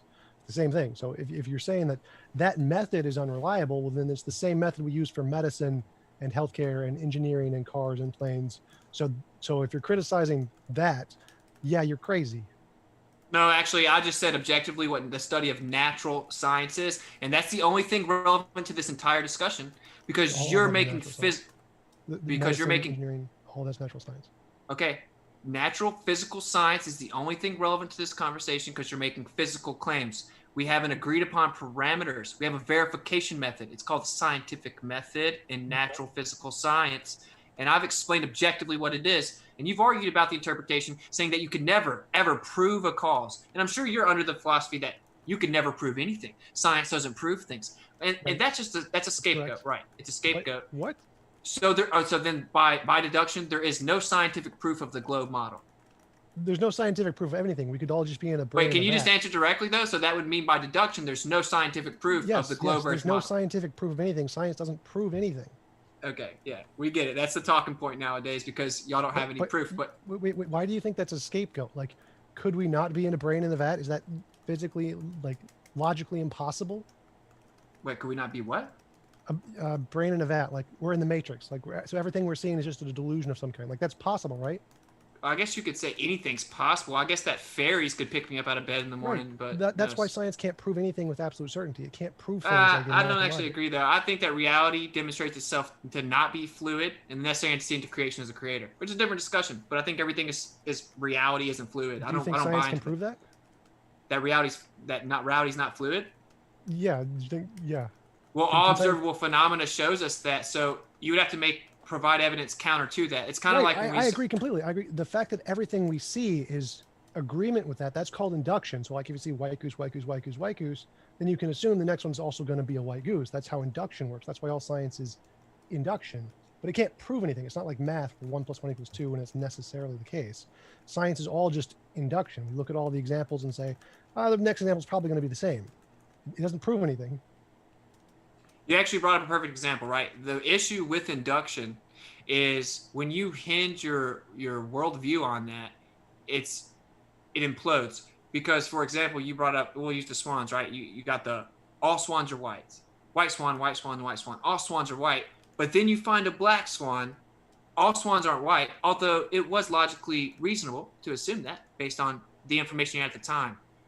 Okay, so, well, ironically, we actually do have an observation called the black swan. That's a geometrical impossibility on the globe Earth. I'm sure you're aware of it. No, I don't think it's a geometrical possibility, but yeah, I still want to go on this thing. You're aware of the argument, though. Yeah, I wasn't trying to divert the conversation. That's what I'm saying. So, okay, so is a geometrical impossibility, but anyway, the thing is, dude, science can prove things. We know a certain temperature that water boils. Okay, like we know that heat causes that water to boil.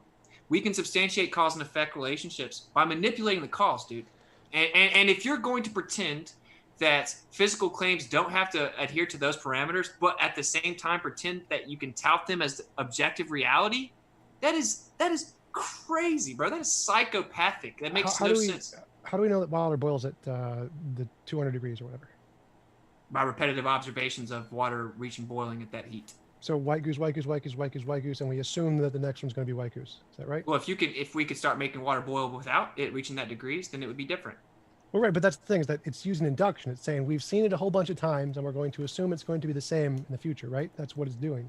That's how we know. Yes, but this is the issue. We did manipulate the cause and see what the effect was. The globe Earth never even does that part. It skips over to the induction part. That's the fundamental disagreement we're having here. Like, wait, I want to go back just to the induction part. So all science is just induction. So when it says the water boils at 200 degrees, the reason we know that is because we've seen it a whole bunch of times in the past, and we're going to assume it's going to continue to be that way in the future. So white goose, white goose, white goose, white goose. Next one's going to be a white goose. It actually doesn't always boil at 200 degrees. If you raise or decrease the pressure in the atmosphere, it'll actually change temperature. So, but that's the point, is that science is just induction. It's all induction.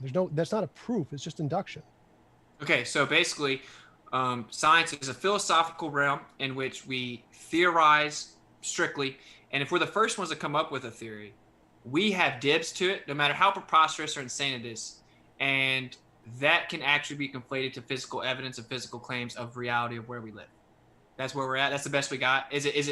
Do we really not have any better than that? Because as a non-biased person, when I find out what the Earth is, that doesn't cut it for me. I need empirical physical evidence. I can go verify and replicate that show potentiality of the globe Earth's claims. None of it works, dude. None of it works, dude. The glue for the model is a reification fallacy.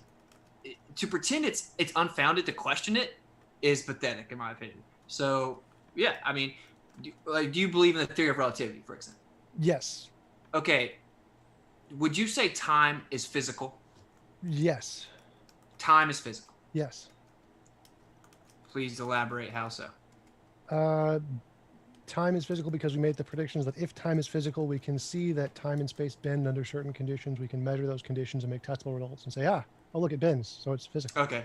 Well, no, the mathematical construct was one thing, and then Einstein changed the conceptual backing.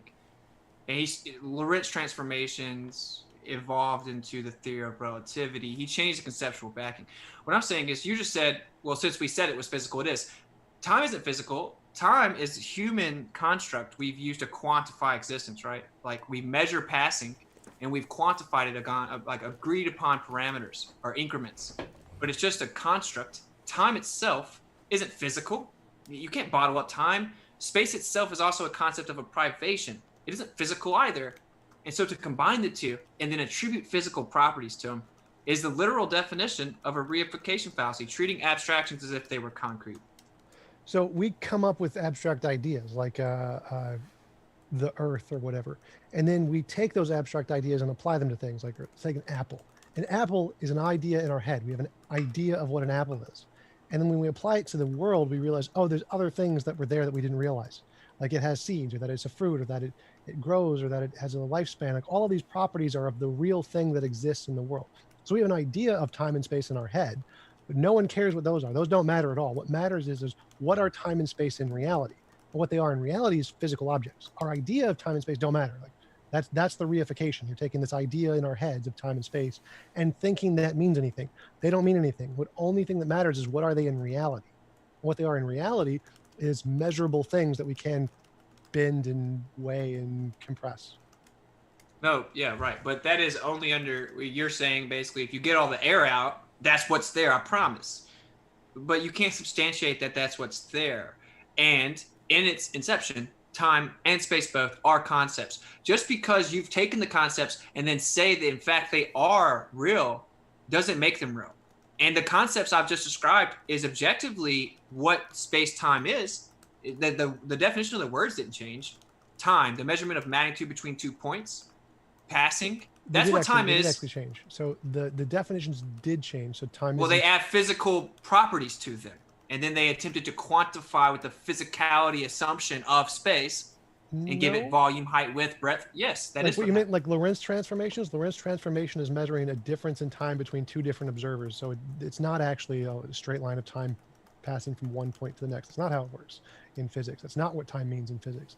So it's like this. So if I can say I have an idea in my head, whatever it is, square, circle, God, magic leprechauns, whatever you want, and I can say if my idea is in reality, then I should be able to predict something that we're going to see that we don't know yet. And if I can do that, and I can do it a lot and get it right a lot, that's good evidence that whatever my idea is, no matter how crazy it is true, because no one else can do it. No other ideas can do it. Only my idea can do it, or does it first. And so that's good evidence that my idea is correct. That's not what happened. That's not even what happened. That's exactly what happened.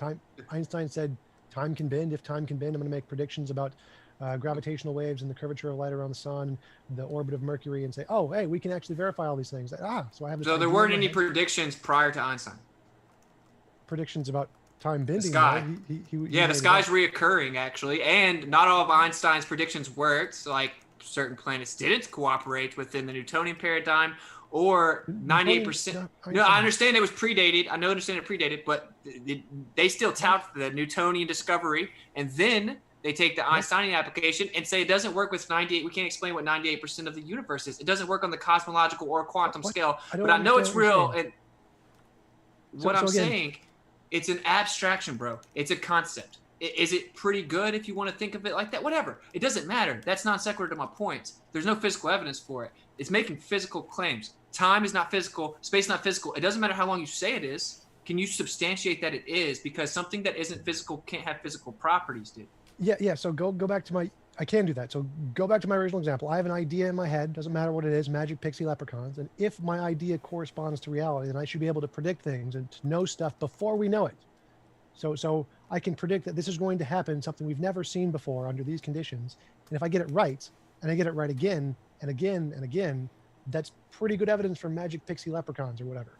So in Einstein's case, no one made any predictions about time bending before Einstein because everyone thought time was a philosophical Time doesn't concept. bend, though. So wait. So go back. So Einstein's magic pixie leprechaun is time bending. No one made predictions about time bending before that.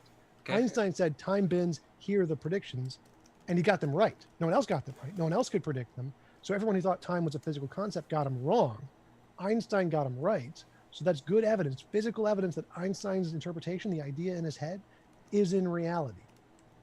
The problem with that is it's a reification fallacy that treats abstractions and gives them concreteness, and there's no physical evidence to support that could happen. I don't care if you think it sounds good. It doesn't matter if he's the first one to do it.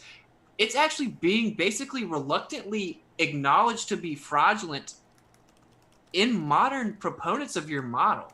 So, but nevertheless, it's a reification fallacy. Time is objectively not physical. It's a concept. It's a quantification. Math is abstract. It's a language. It's a description. Space is a concept of a privation. Like we discussed, a shadow is a privation. That's absence of light. Those are reifications. So reification means you're taking an idea and applying it to something in reality. That's like a hypothesis is a reification. You say, I have an idea and I'm going to assume it's in reality. That's a reification. But then you confirm it with a testable prediction. The testable prediction isn't a reification. It's a literal thing that's occurring in the world. It's not a reification. So you say that if my hypothesis is correct, it'll cause this thing in the world that we can see and I get it right and you don't. That's inductive evidence that your idea is actually in the world. It's not a reification. So that's evidence it's not a reification. I'll give Austin a chance to respond, but soon enough we'll probably go into Q&A. So whenever either of you is ready to defer to the other, if you're up for it. Otherwise, in maybe about 5 minutes or so, I'll bring us into the Q&A. Thanks, guys. I'm good with the Q&A. Okay, well then I just want to say one thing in conclusion. Basically, my issue still stands the same, bro. Like, we don't have any physical demonstrations that can show potentiality of these physical claims. Pointing to the sky, saying I know what it is, doesn't work for me. It doesn't work for anybody that's being honest. Time is not physical. It's a concept that measures magnitude between 2 points. Neither is space. It's a privation concept. You can't say they're curved. That's a physical property. It's reification fallacy, and that's the glue for the whole model. And we falsified the radius at 1 foot observer height, seeing far too far. It should be 1.2 miles, saw over 10. The radius would have to be over 250,000 miles. They then tried to explain refraction with 7/6R, which is actually extending the radius. So the only way to explain observable phenomena is to say that the Earth's size fluctuates constantly, but it's a ball, I promise. We don't know how to explain it, but we can't physically demonstrate it. But you're stupid if you don't believe it. We can physically demonstrate all of our physical claims. I think the logical stance is pretty easy to see. So. One question, what do you mean by potentiality? Because potentiality means something exists and has the ability to change in some way. So if there's a potentiality of the globe Earth, that means it already exists. I think you mean potential, the potential possibility or something? Yeah, sure. The possibility that those physical feats could ever even occur. Okay, yeah.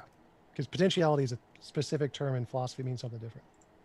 I think that it's well understood what I'm saying, that the potentiality of what you're postulating. Oh yeah, I totally, yeah, you're right. We understand what you were trying to say, totally, for sure. Okay, so nothing to the actual conversation. We'll jump into the good old Q&A. I want to say we are excited, folks, as if you have not noticed at the bottom right of your screen, tomorrow we will have a debate on whether sex work is, whether or not it should be accepted, or maybe should we say, no, this isn't good. So that should be a hot button issue that we are excited for. Then we also have tomorrow, we've got a lot. So we've got 3 debates tomorrow. I'm going to die afterwards. So we've got, in the morning, we're also having a debate on whether or not trans women ought to be able to compete in women's sports. So that one will be another hot button issue. And then we also have one at night on whether or not male privilege is real. So it's going to be a wild one. Hopefully we will see you then. And with that, we will jump into these questions. Thanks so much, folks. Really do appreciate your questions. We're going to try to get through as many as humanly possible. And thanks for yours. iPhone Musings, thanks for your thank you sticker. Appreciate that support. Glad you're here. GPS, thanks for your question. Said, WitsIt, what is your evidence to support your positive claim that GPS doesn't come from satellites? Have you tested this for yourself? GPS uses Cartesian coordinate points. So feel free to enlighten me how that proves a globe Earth. Gotcha. Raven0, thanks for your question. Said, this is the problem with all... Here we go. Flat tards. Sorry. I'm just reading what it says. Love you. There's flat tards, globe tards, everybody. Okay, so they say this is the problem with you flat earthers. You're good, dude. Say whatever. We can give you all the answers, but if you lack the knowledge to understand certain answers, then why bother? Yeah, just a vague claim that isn't true. So typically, actually, every time I have an interaction, I have to teach people about the globe Earth. Gotcha. And thanks for your question. This one comes in from P. Barnes. Asks, or states, in science, the burden of proof sits with those making the contentious claim, not those citing what's already been shown to be true. Well, the obvious part in question there is shown to be true. So, yeah, we make one contrary claim. It's to the surface general description. We have substantiated the Earth consistently presents itself void of physical curvature. So, yeah, the burden of proof lies with those making positive physical claims. Well, I also stands with people making negative claims too, but I didn't want to bring it up. Gotcha. And Matthews, thanks for your question, said, WitsIt, you basically just said, quote, I have no evidence the Earth is flat, so don't ask, unquote. No, that's the thing. I broke it down maybe after the super chat, but flat's a general description of the surface. And yes, we have substantiated that. It's void of physical curvature that should be there based on the geometrical claim of the ball Earth. Flat is not a model or a shape. We don't claim one. We don't have access to all the information. So again, that's a shift in the burden of proof. I substantiated my one physical claim. Gotcha. And iPhone Musings, thanks for your other super sticker. You love the super stickers. Appreciate that. JPP3030, thanks for your question, said, I have never seen so many flatties triggered by Tom's factual introduction in chat. It was just a whole bunch of vague claims. That's right. Demonstrable tests that you can all do to show that the world is definitely a globe. I need a drink. Next up, did you need to take a drink before you? No, I gotta respond. I started coughing. I don't know why, but no, dude, he was just saying explanations of observable phenomena, but not showing how they were physically substantiated. Well, I gave like literally the tests you could do, like the physical substantiation. I told you how you could do them in the opening. It wasn't just me just giving examples. That was kind of the point of every one of the examples I listed.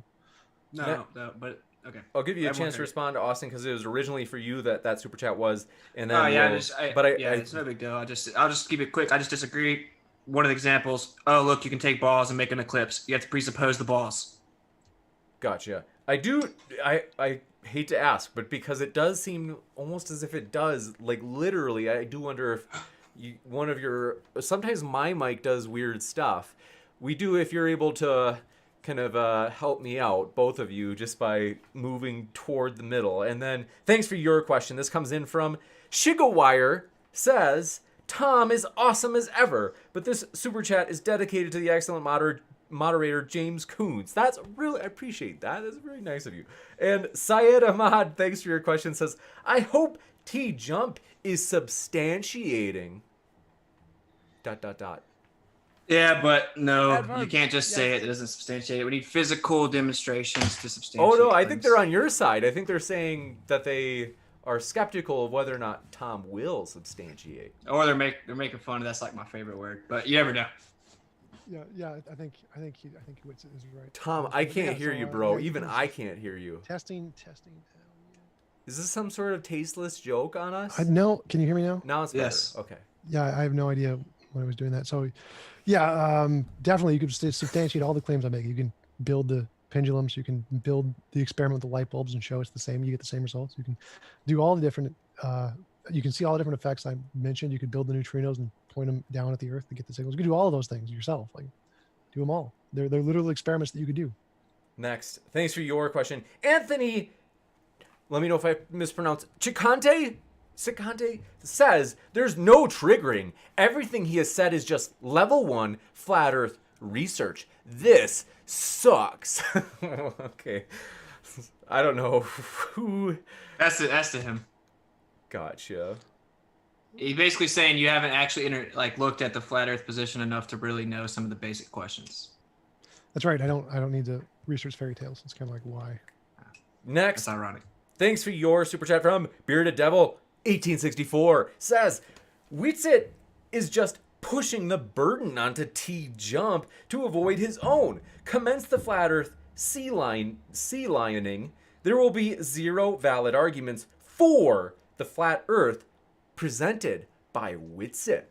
Actually, can I bring that one up? Because that's not a problem. Like, he can totally do that. He's just doing the same thing atheists do to theists when they say that there is no God. We're not actually trying to prove God doesn't exist. We're just trying to prove the things that theists say are really stupid. So if that's his only, what he's actually claiming is just that what the arguments that globe earthers make are dumb, and he's trying to disprove those arguments. That's perfectly a legitimate position. You can totally do that. That's not a problem. I gotta give him props for saying that. At least that's the first time I've ever even heard someone acknowledge it. Gotcha. So, yeah, cool. And Sunflower, thank you for your question, said, "It is I, Sunflower, destroyer of vegans. Bow to me." Thank you for that. By the way, Wotan is a vegan. Wotan might also be back soon. Somebody requested him. MacGyver Institute of Ninja Technology, thanks for your question, said, "WitsIt, let's talk electrostatistics sometime. I'm a subject matter expert and a flat earther. Hit me up." Oh, nice. Yeah, everything that has matter is inherently electrostatic. A new ally against TJump. Okay, so JPP3030. I just love these guys. Thanks says, I'm talking about Tom and Austin, but as well as JP. So it says, how is Flat Earth not a positive claim again? WitsIt? I guess we. It's a positive claim to the general description of the surface of the Earth, not a model or shape. Gotcha. Bearded Devil 1864 says, what causes the flat Earth magnetic field? What causes it? There's some source of magnetism from the center, and the Earth acts as the inertial plane. Gotcha. And Aaron Armstrong, thanks for your question as well, says, WitsIt, nice arrest pick, ha ha ha. Were you recently? Thank you. Okay, well. It's been a minute now. Nobody's perfect. Okay, next up, thanks for your question from Bearded Devil 1864 says, what causes, oh wait, we got that. Anthony Chicante says, panicked already and called him an idiot. I'm not sure who that's for. Oh, it must be for Tom. Yeah, no, it's fine. I call people idiots all the time. Like, is this a surprise? Gotcha. And thanks for your... Anthony follows up with another super chat. Says, you gotta moderate this globe head, James. Ad homs and interruptions already. Man, I'm sitting right here. Okay, Robert Summers, thanks for your question, said, how would you predict tides on the flat Earth down to the minute daily? Yeah, tides just have a reoccurring nature to them, and tidal locking's never been substantiated. So how do you do it? Gotcha. And thanks for your question. This one's from Gurmania asks, why haven't we seen the ends of the Earth if it's flat? You can't go past the 60th parallel, and you can't see forever. Okay. And thank you for your question. This one is from Absinthe, says, time to get out the crayons, TJump, so WitsIt can get it. Oh, man. Yeah, I mean, those coloring books, going to make the Flat Earth coloring books. They'll be like a big publication. It'll be hilarious. I would say the best course of action would be go physically prove the Earth curves, my man. We've already done that, so I mean, That's next step inaccurate. now. Got to make those coloring books. Yeah. Let's see. Kevin Gilfu, thanks for your question. I know, Kevin, you told me how to pronounce it. Gilfau. Thank you. Says, TJump's chair makes better arguments than WitsIt. He obviously doesn't, quote, get it, unquote.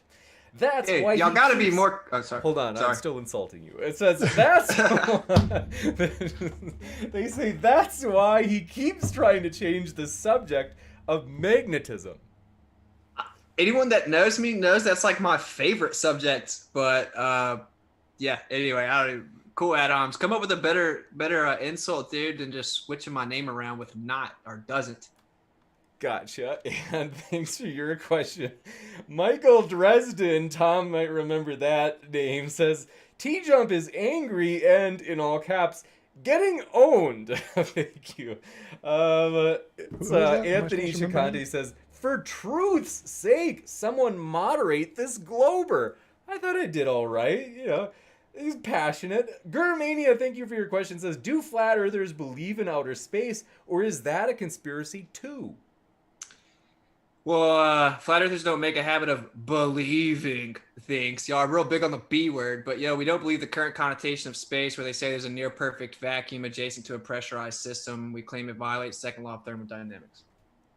Gotcha. And thanks for your question. This one comes in from our dearest friend, Paul Martinson. Appreciate it. Says, kind of funny how a lot of people try so hard to fight against the observable natural law. Jesuits are laughing their butts off at these subservience.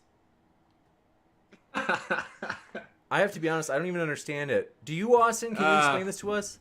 Why are the Jesuits laughing at? Why are they laughing? Well, the Jesuits seem to have a big hand in the propagation of heliocentrism, and then a Jesuit priest proposed the Big Bang Theory. So I think people kind of have realized their hand in this whole model, maybe.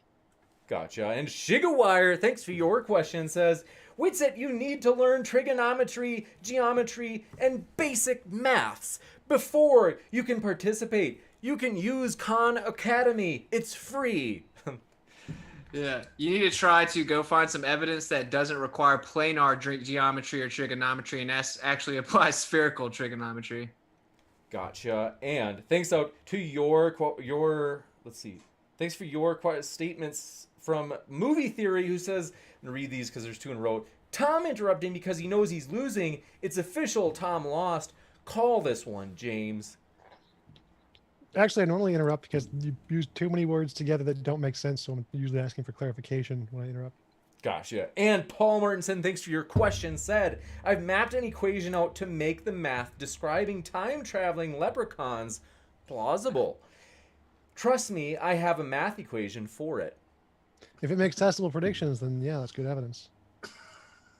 Excellent. And Stupid Whore Energy has entered the building. She says, how does WitsIt explain, I'm saying it the way she says it with her sass, how does WitsIt explain mathematics oftentimes is found to describe reality, like the math of circles correspond to physics of pendulums?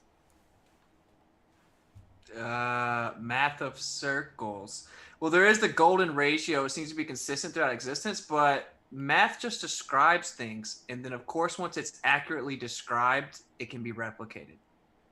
Gotcha. And thanks for your question from Elijah Freeman says, WitsIt, 45 minutes in, move on. Gotcha. I don't know if they're a fan or a critic, but Jungle Jargon, thanks for your question, says, flat. His name's on the overlay. Okay, flat. That's all you get. You don't even get flat earther, just flat. Are you aware there are daily nonstop 14-hour flights between South America and Australia? That's actually not true. So, well, it depends on what you're saying. Like as to how they could disprove the flat Earth, that's not true. The one flight they claim is like an anomaly. But so yeah, you'd have to be more like specific with what you're trying to say. Gotcha. And Paul Martinson takes another jab at TJump. Gives me great pleasure to read this. Okay, no, I'm just kidding, Tom. I love you, buddy. Says, trust me, guys, there are rabid hyperspeed leprechauns prancing all around us. There's an equation that makes it work. Well, if those leprechauns can give me gold bricks every time I ask for them and I'm a millionaire and you're not, it's pretty good evidence. Gotcha. And Syed Ahmad, thanks for your question, friend, says falling back on fallacies means you have no argument, which also, where is WitsIt's flat earth evidence? Can he please substantiate with specificity? Dude, think about people saying logical fallacies don't matter when they're like literally in place because they invalidate the consistency of an argument or how it's even like a viable postulation. People actually think that that's not a big deal. And yes, I did present some evidence. We didn't get into it. We talked about theoretical magnetism a long time, but we have long distance observations, void of physical obstruction that substantiates the flat claim. Gotcha. And let's see. P. Barnes, thanks for your question, says, TJump's chair, here it comes up again, creates a magnetic field that powers his brain. You can measure it with a compass. Very nice. Shigawire, thanks for your question, says, the one using pretentious language to make himself look smarter is quite obvious. It's not Tom. I missed the first part. I think it's something about me using words. Pretentious language. Yeah. Sometimes whenever you want to make a specific articulate point, you create a bunch of different descriptors so they know exactly what you're saying.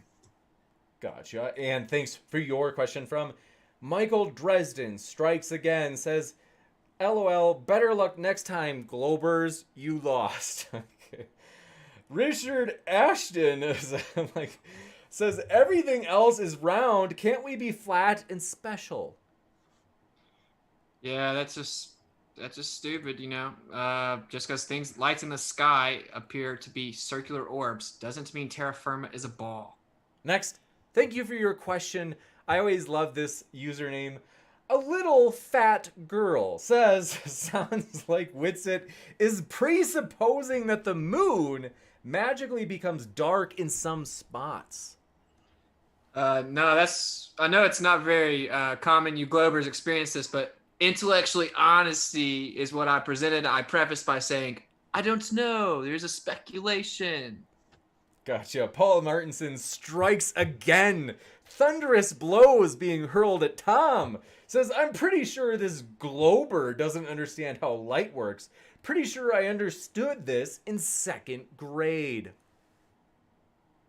That's impressive if you understood how light works in 2nd grade and what photons are.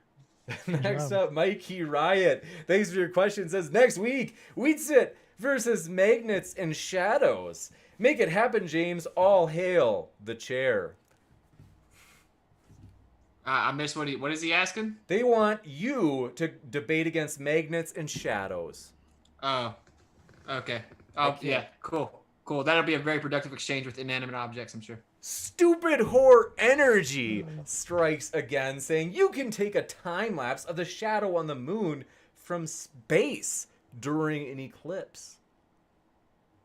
Oh, cool story, bro. I don't think he believes in space. I don't believe in theoretical conceptual medium of space-time bending. No, I don't. Gotcha. Juicy. We might have to have a debate on whether or not space exists. That'd be super fun. Raven Zero, thanks for your question, says, oh wow, so WitsIt doesn't understand shadows now. Yeah, what I said is objective. Shadows, absence of light caused by physical obstruction. Gotcha. And Paul Martinson this time swings a hook at Tom, says, this guy is holding on to the globe like a kid would a teddy bear. Take it away, and the tantrums are predicted. At some point, that kid has to learn to grow up and join reality. Yeah, I'll join the flat Earth reality society. That'll be fun. Paul is coming at you. Rob Kin, thanks for your question. Says, this is for modern day debates. WitsIt gets it. Gets it. Thanks for your support, Rob. And Syed Ahmad, thanks for your question, says, flaticity, earthicity, with specificity and substantiation, isity. Now, how about that positive flat earth evidence, WitsIt? Yeah. It's, as opposed to critiquing the way that I use words, how about you actually respond to the argument with specificity? And I've already addressed the whole flat earthers don't have evidence thing. Yes, we do. Earth presents itself geocentric stationary plane. Y'all have no physical evidence. We have all observable phenomena. Gotcha. And that does Nathan Thompson use the word specificity a lot? For some reason, it makes me think of Nathan. Is that one of his? I don't know. Okay. I don't know. It's kind of like one of my favorite words. I think it's like the best word ever made, maybe. He would have enjoyed tonight's debate. It would have. It's the way he would have wanted it. So we hope he's doing well, Nathan.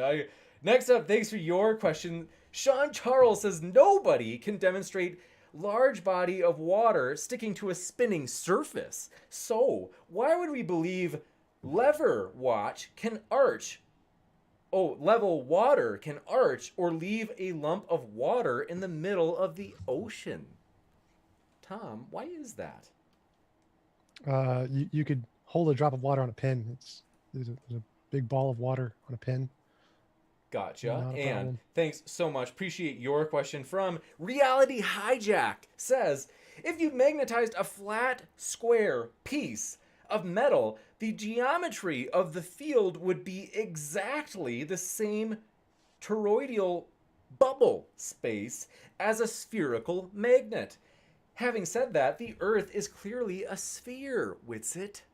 Oh, well, at least that person was honest enough to acknowledge that what I said was objectively true, that the toroidal manifestation is independent of the physical matter that it's emanating from, and the Earth acts as a inertial plane.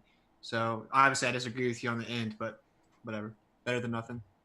Gotcha. Someone said, I wish Nathan can debate, though he's banned from the chat. It's true, Nathan broke the rules. We have to apply them consistently.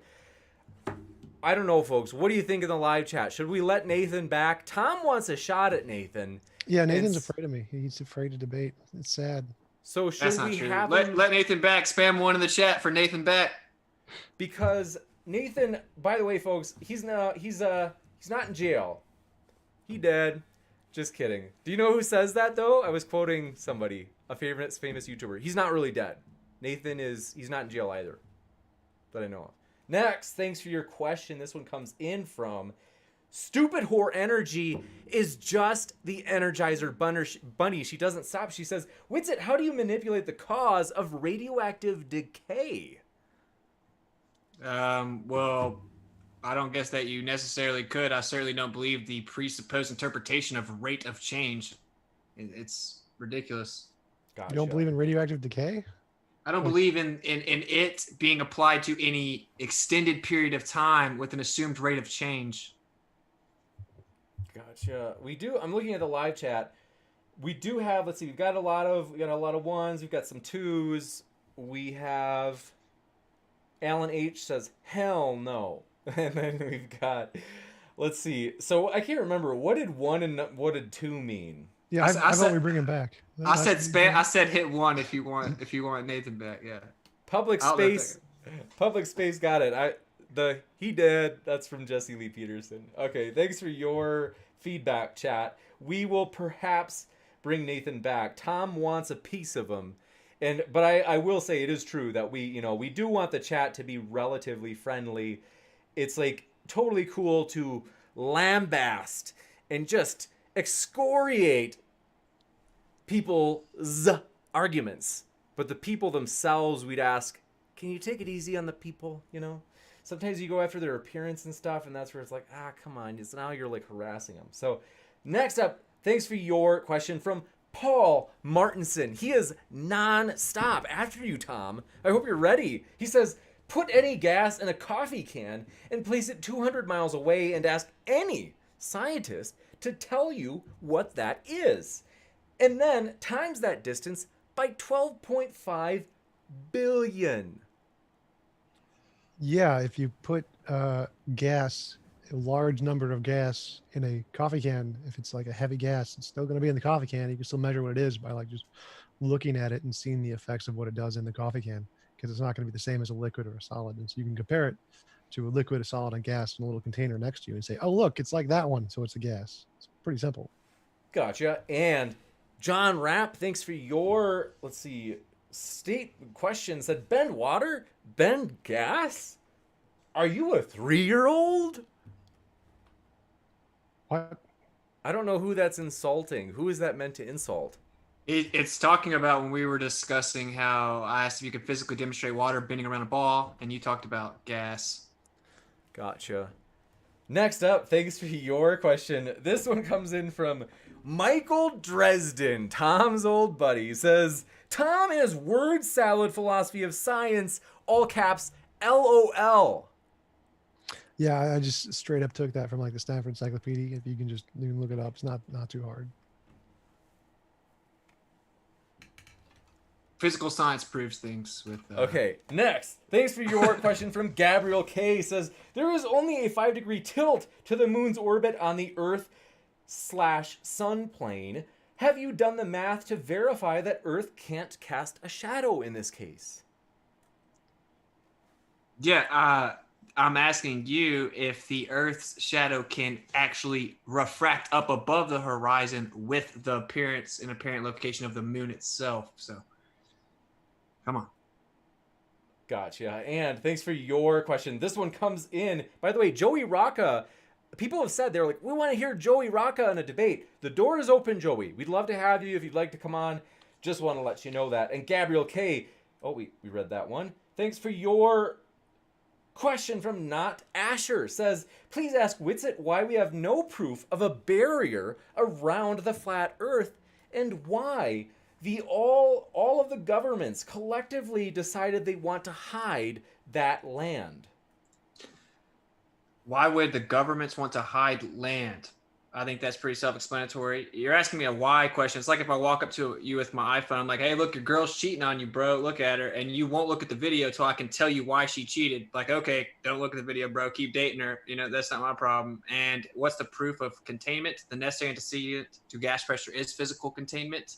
And there's also military declassified documents that they use an approximation method to determine the brightness of the firmament, and the approximation method was proven correct. Gotcha. And thanks for your question. This one comes in from, let's see, Paul Martinson.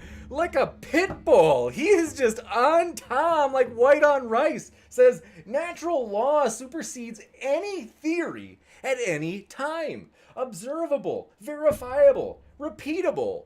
All the time. You can't observe laws. Laws are descriptions of consistency. So the laws are the science stuff. You can't just like observe the law. It's induction. Gotcha. I feel like Tucker Carlson when I read these. They want to take away your freedoms. Okay, next up, Paul Martinson. Thanks for your question. Says natural. No, we got that one. Sorry. Anthony Chicante says axiomatic in all caps. Flat Earth doesn't even need science. It's that obvious. Stick that in your pipe and smoke it, Tom. Yeah, okay. Abandon science. That's a good methodology. I like it. So the globe Earth does. Next up, 85 or Area 85 restorations. By the way, if somebody knows where I took that phrase, it's from an old debate. So if you love debates, especially on religion and atheism, that I was quoting an old debate there when I said stick that in your pipe and smoke it. Area 85 restorations, thanks for your question, said if the Earth isn't rotating, how was I able to build a Foucault pendulum 2 weeks ago and calculate my latitude based off of it? Yeah, there seems to be a general reoccurring drift. The pendulum claims causation is axial rotation. That's never been substantiated. It isn't consistent, doesn't have an independent frame of reference, and you have to start it. And Fractal Escape, thank you for your friendly correction. Feedback said it's pronounced Joey Rocha. Joey Rocha, you are very welcome on here anytime. So sorry about that. Very embarrassing. Next, and Godless Witch Bella says someone banned me for nothing. Oh, I think they're not talking about our chat. I think they're talking about somewhere else. Okay, thanks for your question. Oh, yes, Bruce Wayne says, we need a Muslim to debate an atheist, please. I think we actually have that. We had that this Sunday. Did you guys not see on one of our upcoming debates? This Sunday, we were debating, does Islam fit in Western society? Whoa. That's one I'm a little bit nervous about. That's going to be a wild one. So, yes, that's this Sunday, folks. It looks like it's going to be a juicy one. And thanks for your question. This comes from Sunflower says, WitsIt. It's about the predictive capacity of a model. Flat Earth can't predict as much stuff as Globe Earth can. Accurate predictions have utility. Yeah. You cannot tout predictability when the model was built over 500 years of seeing reoccurring observable phenomena. It's foolish. Stupid Whore Energy says otherwise. She says time can pass more slowly, unrelated, due to proximity to physical objects, so it is physical. Yeah, that's preposterously stupid. I'm just going to be blunt, frankly honest. That makes no sense at all. No, the only way that we have to measure is a physical mechanism. The actual passing itself, time, is a concept we use to quantify the passing. Gotcha. And let's see. I want to see if anybody knew what debate that was from. All right. Next up, Alex Stein. I just saw this pop in the chat, so I'm reading it like spontaneously. He says, Austin crushed this dude. Not even going to name you. Oh, they say, TJump lost. Tom is not amused. Okay, thanks for your question. This next one comes... Oh, wait, hold on, my computer's spazzing. 2 seconds. Next up, Area 85 Restorations. Thank you for your question. Says, Flurfer crying random fallacies. That's when they realize they don't have anything. No, there's nothing random to it. They were very relevant to each time I mentioned them, and fallacies are very important for logical consistency of a point. Gotcha. And Paul Martinson, thanks for your question. Says, if people think time is physical, I think they're too far gone. Save your breath. Next, thanks for your question from just many A's in a row. It says, TJump, I like how you explain things. Props. Thank you. You got a fan out there, Tom. Next, let's see if I think I've got all of these. Yep, we got that. Next, thanks for your question. This one comes in from Syed Ahmad. Says, went to the school of Nathan Oakley and Sleepy Warrior. Seriously, nothing but fallacies by WitsIt at the end. Yeah. Globers always say that. They mention those two people or QE, and none of that's the case. I just think for myself, maybe that would show you guys that you're using the same consistently fallacious reasoning that is required for us to call it out. Gotcha. And thanks for your question. This one comes in from Lily R.O. Says, how freaking boring must be the life of a flat earther. No space, no time travel. Sad. P.S. James is the best looking moderator ever. That's so kind of you. I really do. I'm convinced. Lily R.O. is actually Bob the postal worker from Alabama. Thank you, Bob. But let's see. No, I didn't make that up at the end, though. But now I'm like, oh, I should add that. I should just tack that on at the end of Super Chats. James is the best looking moderator ever, by the way. Zach Brannigan, thanks for your question, says, what's WitsIt got against balls? I just don't believe in magic spinning cartoon balls brought to me by Jesuit priests that defy basic laws of physics. Next, Eps1123, thanks for your question, said, so are all astronauts paid actors? Only 24 people have even claimed to go past low Earth orbit. So, yeah, I don't find it too outlandish to think that 24 people lied. Gotcha. I appreciate your questions, folks. We've got another one from D. Darko. Hope you're doing well. Good to see you again. Says, what we know is a drop. What we don't know is an ocean. Maybe both of you would agree with that. And Loss V, thanks for your super chat, said, let's get Wotan back. I couldn't agree more. I loved Victor. A lot of people, I feel like they got sick of him and were like, yeah, Wotan. Tom, did you ever debate Wotan? Yep. Oh, yeah. Area 85 Restorations, thanks for your question, said, I work at a rocket launch and test site as an engineer. Can you explain how I'm, quote, being lied to, unquote, when I'm one of the people designing and building vehicles that we have sent to space? Okay, so you designed some vehicles, compartmentalized, and therefore you can now independently verify you went into a magical bendy space-time medium that defies the basic law of second law of thermodynamics because you did a part. Like that's, come on, dude. Next up, thanks for your question from Gabriel K. He says, everything is concept, not just time. So throw away science. I think they mean throw away science and our sanity because we can never know for sure? Are you a Poe? I just have this feeling. That's not my position. I think science does prove things. Yeah, it's just standard definition of science. Science can't ever prove anything. Proof only exists in math and logic. Just Google the definition of science and proof. Gotcha. And thank you for your question. Robert Summers says, gravity predicts tides with ease. Why can't you all? Gravity, the 9.8 meters per second squared agreed upon average of rate of fall predicts something when it would be negligible to the effect on it? Or are you talking about bendy space-time, which would still be negligible? Actually, tidal locking was explained after the phenomena was recorded and reoccurring. People should learn their own religion before they teach other people about it. Gotcha. And Eliezer Torres, thanks for your question, friend. Says, way to go, TJump. You failed 5th grade general science.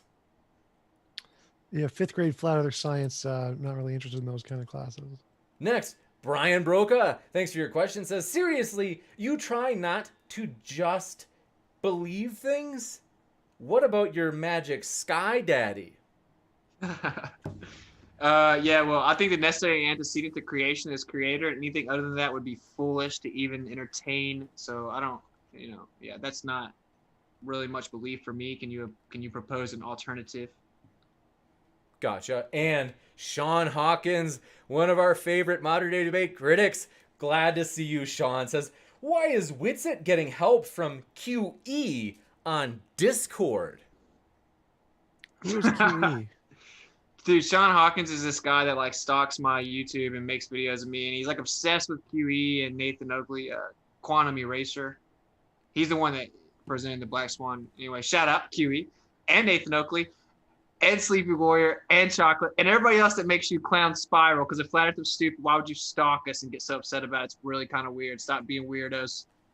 Gotcha. Brian Brokaw, thanks for your question. Says, Austin, could you please inform us as to your scientific qualifications to criticize Einstein and dictate what real science is? Yeah, my qualification is the cognitive processing ability to understand what the study of natural science is and then apply it to the natural world. Gotcha. Stupid Whore Energy, thanks for your statement. Says, I believe in James's balls. Thank you for that support, as always. And next, so let me see. I think we're pretty much to the time where we kind of run out of time. We want to say thank you so much to our guests, Tom and Austin. It has been a true pleasure. I put the greatest flat earth debate on all time on the thumbnail, and I have to tell you guys, it was tremendous. Thank you guys so much. These guys are linked in the description, folks. So if you're listening, Sean Hawkins, if you did not know Austin WitsIt's YouTube channel link, well, now it's there for you, Sean. You can watch as much of him as you want. So he's a huge fan. So thanks so much. We really do appreciate everybody for your support. Mods, by the way, this is a new thing we want to do. If you're a moderator, even we have one of our Sean Hawkins is one of our bigger critics. Seriously, Sean is like really come at me at times if I remember it, and he's a moderator. But that's okay. You know what? We keep our critics around, folks. That's what you got to do. We don't want to be an echo chamber, and I do want to remind you of the vision for modern day debate. I'll say this quickly and succinctly, folks. We want to provide an equal platform for everybody from all walks of life. We want everybody to get their chance to make their case on an equal playing field. And so really, we do want to let you know you're welcome here. Flat earther, globe earther, Christian, atheist, gay, straight, trans, you name it. No matter what walk of life, we want you here. This is a melting pot of different ideas. Trump supporters, Democrats, you name it. We're glad you're here. So thanks so much for all of that. We really do appreciate it. Hey, James, can I make a quick shout out real quick? I just want to shout out, if y'all want to continue this conversation, after party, 24/7 Flat Earth Discord, the arena, 24/7. You can go in there, one-on-one, moderated debate. If you want to actually learn about the discussion, it's a good place to go. Gotcha. And this has been a total wild one. I seriously enjoy this. So I do hope you guys have a great night, folks. We're going to be here with 3 debates tomorrow. See that one right there? Debate on sex work with Ruby Spacek. She will be debating S.J. Thomason, Tom's long-lost best friend. You've debated S.J., right? Yeah, several times. Oh, yeah, definitely. So that should be a fun one with many others, folks. Like I said, if you want reminders, hit that bell notification if you do subscribe. And depending on how many you want, just click all if you want all. I don't think YouTube is... Why would they shadow ban such a tremendous vision that we have here? We're excited about the future. So, as I mentioned, Tom and Austin are linked in the description. Thanks so much, everybody. I just hate saying goodbye. I just love being here. So, keep sifting out the reasonable from the unreasonable, folks. Take care and have a great night.